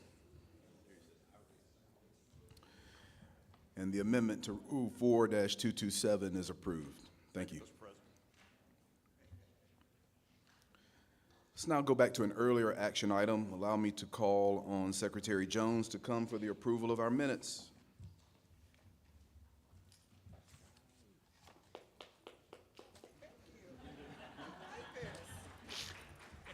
Thank you very much. All right. You all have before you the minutes for the 310th meeting of the Board of Governors that took place on January 17th, 2026. Hopefully you have had a chance to review those minutes, and I will ask now, are there any changes or edits that need to be made?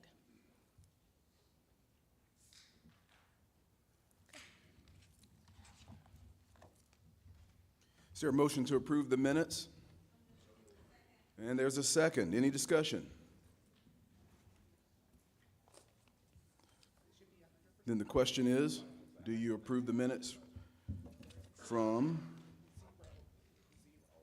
the last meeting? If you'll put that on the board, we'll vote.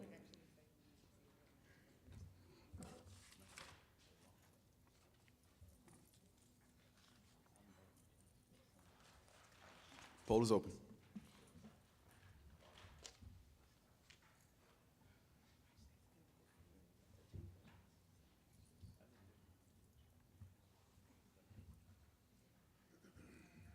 Okay, we'll close the poll, publish the results. Minutes from the 310th meeting of the Board of Governors are approved. Okay, we've come to our informational reports for this meeting, and I'll start with the President's report. And let me start by saying that so far this morning, I have heard professional liability insurance mentioned 2 times today. Much to Judge Lawton Stevens' chagrin, I will not be discussing professional liability insurance today. But allow me to start this report by thanking, and he's walking out.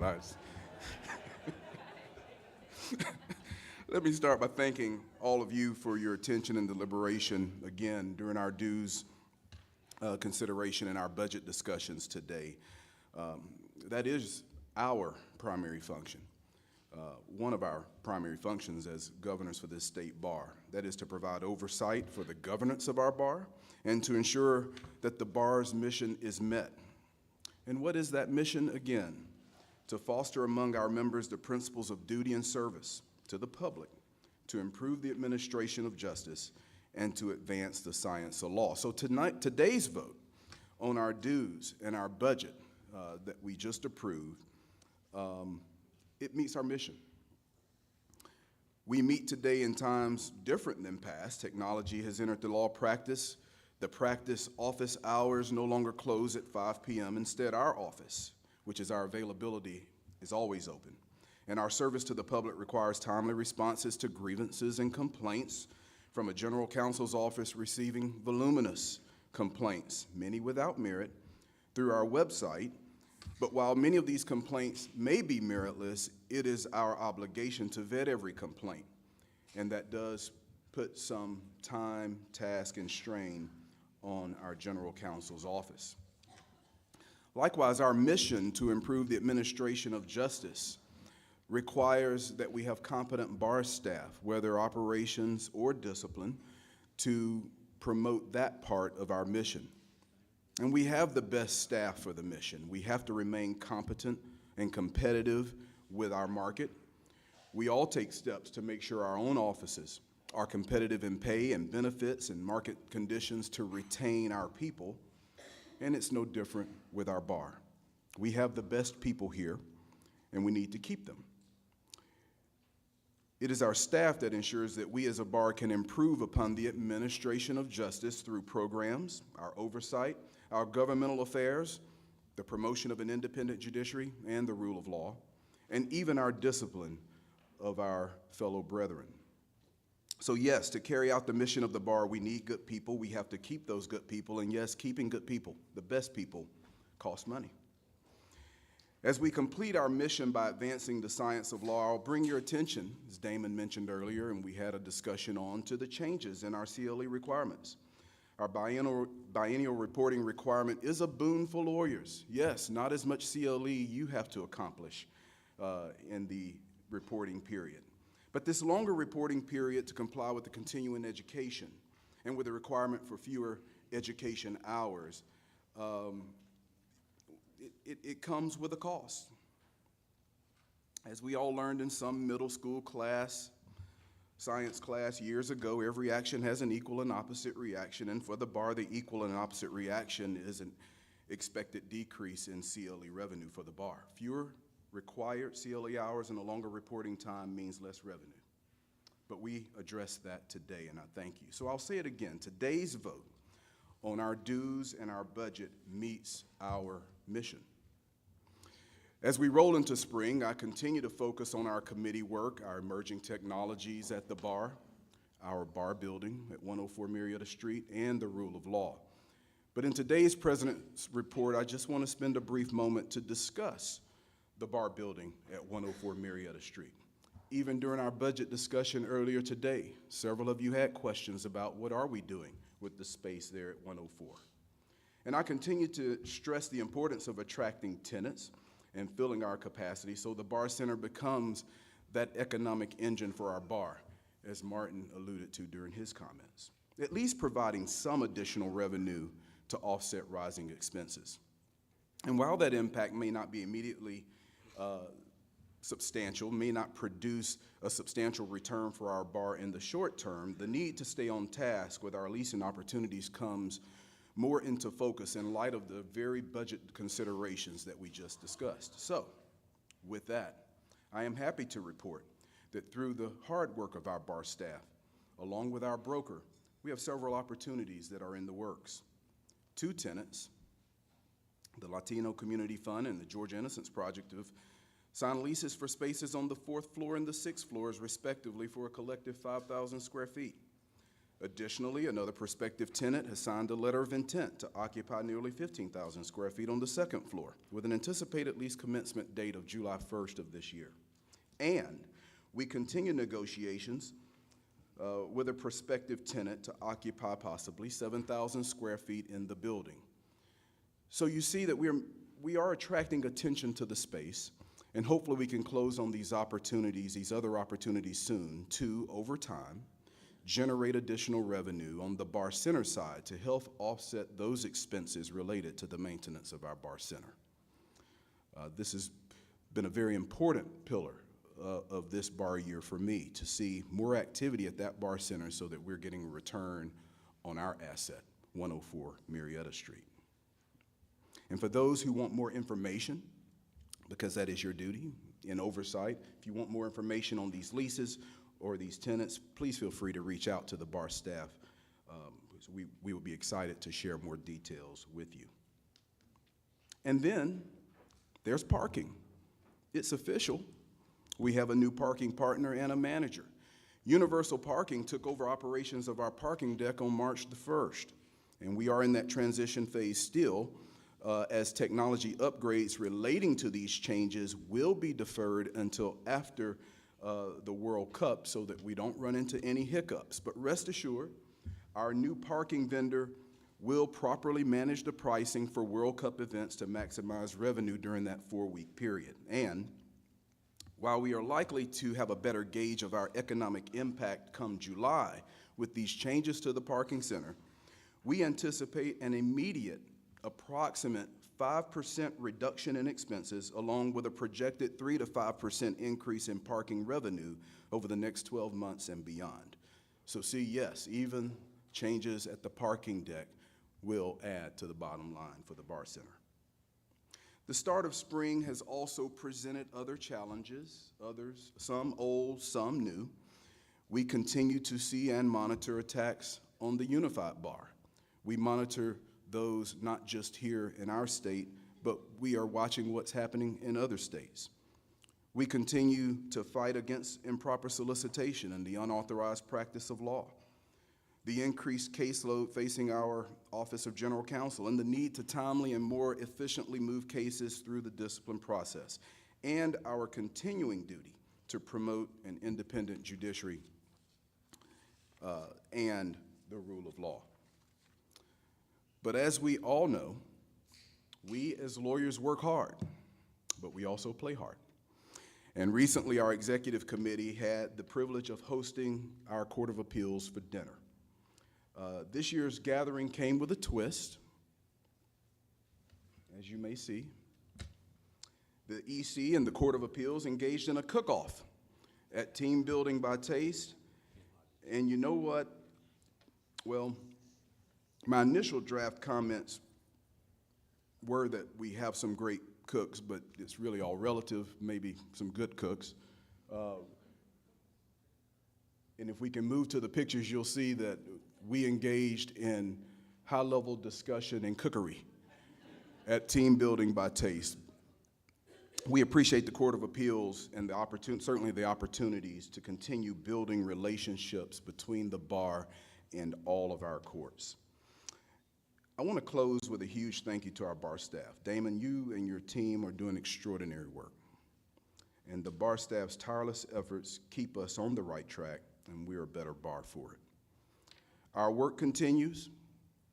With the help and leadership of members of this board, we are moving in the right direction, not for ourselves, but for others, for all lawyers, and for the public. And that is my president's report.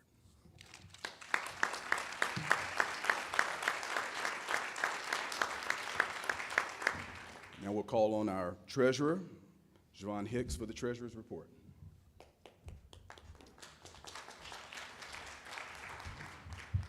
Good morning. Good morning. First, I'd just like to also thank you for your support of our budget for next year. As treasurer, you've heard a lot about our finances this morning, and I can tell you from our regular operations, not much has changed since I was here at the mid-year meeting. There are no surprises in our functions throughout the budget. If you go to the board book, beginning at page 80 through 96, you will see our activities through January. The February numbers are still being worked on, but the bar numbers that you see are through January. Especially draw your attention to page 80, because that is where you see when there's a variance over $2,500, we list out what was going on, so you can see how our budget numbers are different from what we actually had to spend. So I just want you to know and reiterate that our bar staff, and especially Ron and his staff, are on top of these numbers all the time to make sure they are being supporting our efforts. Again, I don't have much different to say. 7 months ending January 31st of 2026. The highlights are on pages 82 to 84. We already talked about the elevator and making sure you don't fall. We didn't have any additional work at the bar center between our last meeting and this meeting. Our financial statements are, for the month of February, like I said, are currently continuing to be worked on. The other additions that we talked about last month, at the mid-year meeting, are the same that I would report on today. So there are not any changes. Things are going as planned. We appreciate your support If you need something, let us know. Thank you.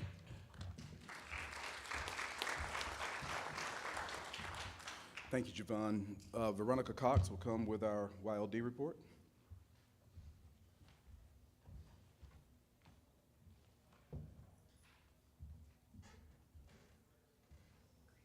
Okay. Oh, okay, great. Sorry, clicker. Hi, everybody. Happy to be here, happy to report on the YLD. Thank you, President Twyman, for, again, including the YLD in every bar meeting, and for your continued dedication to younger lawyers. So first, I want to give you all an update about YLD events. If you remember me telling you at the mid-year meeting, we had conducted 20 events and as of January, including CLEs, networking events, and socials. To date, in those short few months, we have doubled that and have now had 40 events. So YLD is hard at work. Some of those events are up here. Leadership Academy is the top left photo. They are halfway through their sessions, and it's a really talented group of individuals, so we're excited to see what the next few sessions hold for them. We've had a couple of annual kickball games, which were full of vigor and no dropped balls, Damon, and it was a very good time, had my all. We also had our signature fundraiser benefiting Middle Georgia Justice. That's a few of our officers, and they're in the bottom right photo. I want to say thank you to all of the green button? I'm pressing it. Okay. I want to say thank you to all of our sponsors who helped benefit Middle Georgia Justice. We raised a total of over $35,000. We were able to give to Middle Georgia Justice. So thank you for all of your support in your efforts. And thank you to my team, the Signature Fundraiser Committee, who helped make that event so successful. Next, we have the Georgia YLD podcast. It is hosted by Ron Daniels and Bert Hummel. And those are on, you'll see all of those, the media where you can listen to it. I personally liked Spotify. Very entertaining, informative podcasts. They are there for all our younger lawyers and older lawyers. I encourage you to go take a listen. Next, we have the Legal Food Frenzy is coming up. The dates for this year's competition are April 20th through May 1st. I actually got my start with leadership through Legal Food Frenzy, so I hold this competition very near and dear to my heart. So there will be more information about that to come, but I believe emails have gone out and you can sign up now and go ahead and register a team, and that gets you extra points at the end of the competition. Next, we have our spring meeting. The YLD has their standalone spring meeting. If you're wondering why there are no younger lawyers here this weekend, it's because they don't have to be. We will be in Asheville. We're joining together with the North Carolina YLD, and we're going to be having a focus on pro bono. We are having lunch with the mayor of Asheville, who's also a lawyer, so that will be kind of fun. And we're doing some hands-on service. You're all welcome to come, even if you're not a younger lawyer. All right. So that is it for my report. I would like to encourage you all to follow us on social media to stay up to date with our events. You can also read more about us in the board book on page 97. We have all of our committee reports. But before I step down, I have to embarrass our immediate past president. It is his birthday today. There we go. So if you all will please join me in singing Kenny, Happy Birthday. Happy birthday to you. Happy birthday to you. Happy birthday, dear Kenny. Happy birthday to you. Thank you, everyone. Thank you, Veronica. Mr. Executive Director. Yeah, no. I don't have anything to add. I will take questions. And if there aren't any questions, Mr. President, a point of personal privilege. David Lipscomb had to attend a funeral today. And this is the first meeting that he has missed in over 33 years. And he feels terrible about it. And we've tried to bend the rules like the arc of justice to try and make it work, but it won't. He is watching, so I would ask if you all would at least give him a round of applause for that track record and that service.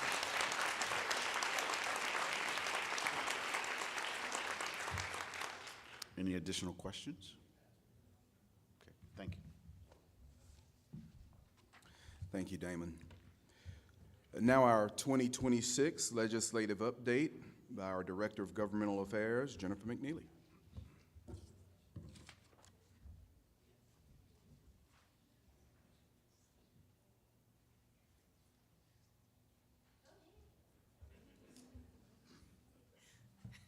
Good morning, everyone. Excuse me, I'll begin with just a quick update on where we are in this session. So we're at a pretty pivotal point in the legislative session right now. Yesterday marked day 38 of the 40-day session, which means that we only have 2 days left of actual legislative work being done before the close of this biennial. And this is that time of the session where activity under the Gold Dome is pretty fast moving. There's a lot of bills that continue to evolve and change rapidly. This is resurrection season, and there are a lot of bills that we thought were dead that have risen again. And are moving along, I will say that. And I know some of you have been watching along as well. But over the past several weeks, we've seen a lot of robust debate on some serious policy issues, including education, literacy, taxes, AI, and elections. The governor has already signed some notable pieces of legislation this session, which include House Bill 973, which is our annual amended fiscal year budget for 2026. House Bill 1000, which was the $250 income tax rebate for most taxpayers in Georgia, and then House Bill 1199, which I think was last week, which suspends the gas tax for 60 days. The General Assembly is also nearing completion of their only constitutionally required task, which is a balanced budget. The Senate yesterday passed its version of House Bill 974 for fiscal year 2027, and they insisted on their position, so a conference committee will be called and appointed probably on Monday, and so there'll be some debate between the House and the Senate on a final version of that bill. This week, the Senate also approved House Bill 154, which proposes shifting Georgia from the Eastern time zone to the Atlantic time zone, effectively aligning us with Eastern Daylight Savings Time year-round, contingent, of course, on federal approval. Another Senate bill that the Senate also passed a House bill, House Bill 651, 49-1, which is a measure that will require local governments to obtain voter approval for continued use of school zone speed cameras, which is a really hot topic last year. And so it's going to limit the use of those certain speed cameras in school zones and also require more enhanced notice to drivers. One bill that is of particular interest that recently went through was Senate Bill 8. So the original Senate Bill 8 was a juvenile court arrest warrant procedures bill. That bill has been substantially revised and now includes provisions authorizing remote notaries along with the statutory framework for that, but as well, it incorporates significant penalties for the unlicensed practice of law. Significant penalties including felony and higher felony convictions and felony penalties as well as higher fines. That bill continues to move through the process, so it has not completed the process. It has to go back to the House for approval. But we are watching it closely, and I'll have more information once we're done with session, which will be next Thursday. At this stage, it's just really too early to know exactly what's going to pass, what ultimately is going to cross on sine die, and then what ultimately the governor will sign. You know, bill language change often, and again, in the last days that we are in of this session, we see that has happened a lot, and so there's more comprehensive report I'll have after sine die, and then of course, during our annual meeting, by that point, we'll know what the governor has signed and what he has vetoed. I would also like to take a moment to just thank many members in this room, of our sections, of our committees who have actively engaged this session, particularly the Real Property Law section, the Children and Courts Committee, the Indigent Defense Committee, the Business Law section, and many of you on this board. Some of you I've actually had to reach out and ask specifically about certain bills that I was asked what the potential pitfalls are those bills. I've had legislators ask me, does the bar have a position on a certain bill, or can you give us some insight as to how this would impact the practice of law? And I appreciate so many of you all when I reach out, when I send messages, that you respond and give me a better understanding of those practice areas, because it makes it a lot easier for me to do my job. And so I just want to say thank you so much for those who've returned calls, emails, texts, because it has really helped me do what I needed to do this year. So I look forward to building on this engagement and having a more structured way for us to be able to communicate during session, because some of these bills, they go so quickly and I need responses a lot quicker. And so we will have some more things that we're going to roll out that I'm very excited about, because I think it'll allow you all to be more engaged as to what's happening under the Gold Dome in such a small amount of time. Finally, I want to revisit something that we talked about last fall. In last fall's meeting, we talked about the number of lawyer legislators who are decreasing. And so back then, we discussed the projections, and without new candidates, there were going to be as few as 5 lawyers in the Senate and 18 in the House. In response, and in partnership with the Young Lawyers Division and with Law Practice Management, we launched a new year-round initiative called the Gold Dome Track, Answering the Call to the Capitol. This program is designed to educate and encourage members of the bar to consider public service in the General Assembly. The program was structured into 2 parts. The first part was on January 20th, and it featured current and former lawyer legislators who shared their candid insights about the experience of being a lawyer and serving in the General Assembly. We had more than 100 of our members sign up to attend, and we had strong engagement, and it was a really great night of just really learning about what it really takes to actually be a lawyer in the legislature. The second part was a practical virtual workshop that we held on February 24th that equipped those interested participants with the tools that they actually needed to run for office. The session covered campaign finance and ethics compliance, ballot access, qualifying procedures, campaign strategy, grassroots organizing, party dynamics, and preparing your law practice for public service. We had more than 20 participants attend this workshop, which took place before qualifying. Of those 20 who attended, 2 of them have actually qualified and are running for office. There are a total, And at the close of qualifying, we saw that there were a total of 20 attorneys, currently practicing attorneys, who are now running for the General Assembly. And so we're very excited about this starting point, and we're encouraged by that sign of people seeing that we want to be engaged and provide resources. And if anyone is interested in that full list, I'll be happy to share that with you after today's program. Our goal is to continue and to expand the Gold Dome Track as a permanent part of the bar's legislative program, ensuring that we're doing our part in a nonpartisan way to be supportive of civic engagement and the future of the legal profession in public spaces. So before I close, I want to pivot for a moment to just express some sincere gratitude to a few people. First, to our leadership, Chris Twyman, Damon Elmore, and Russ Willard, because your partnership, your insight, your willingness to engage and to let me make this program and to do a few other things have been really helpful and allowed me to be able to do my job and to do it well. So I appreciate y'all. I also want to say thank you to Jessica Oglesby, Jamie Goss, and Koyo Effiong, because their partnership in putting together the Gold Dome Track and making it a reality from a conversation that started at fall meeting and that we were able to see the first programming within 6 months is also amazing. So I truly appreciate your partnership and for continuing to work with us on this very important program.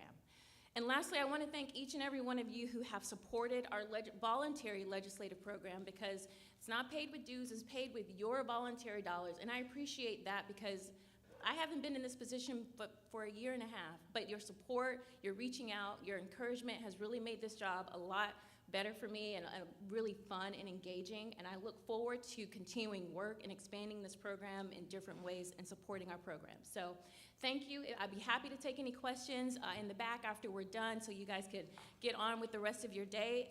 But I appreciate your support. Thanks, y'all.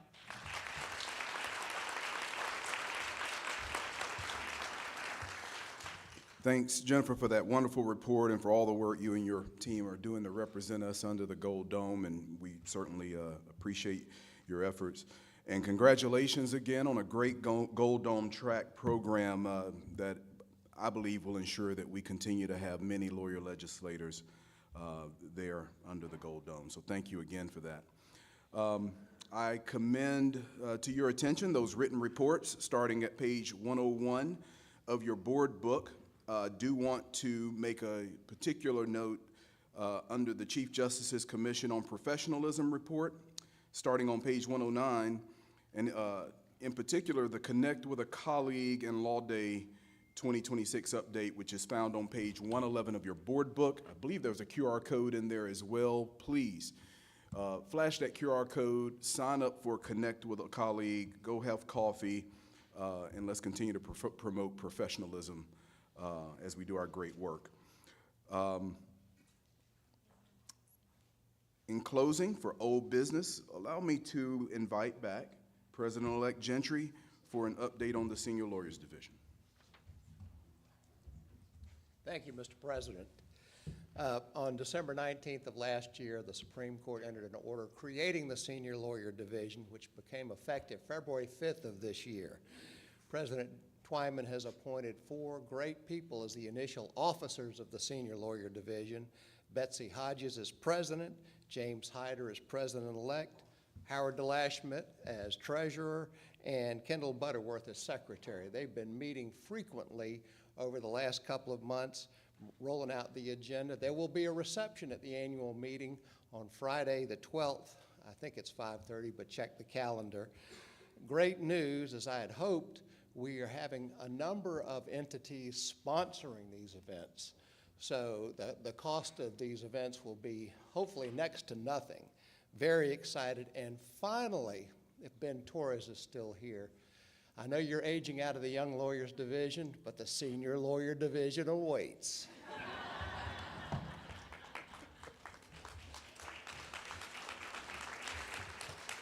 Thank you, Bill. Any new business? Any announcements? Is there any need to go into executive session?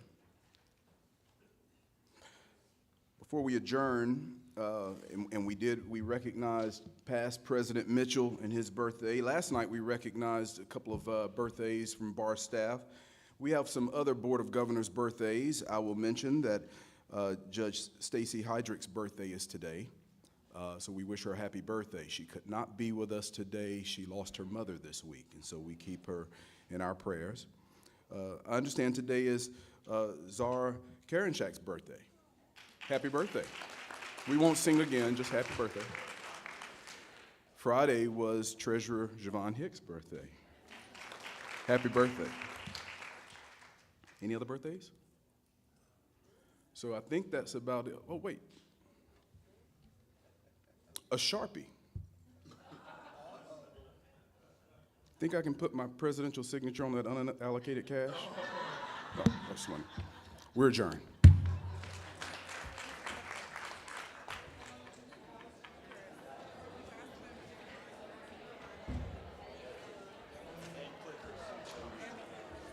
Please leave the rolls on the table and do not take the clicker. And enjoy the rest of the weekend.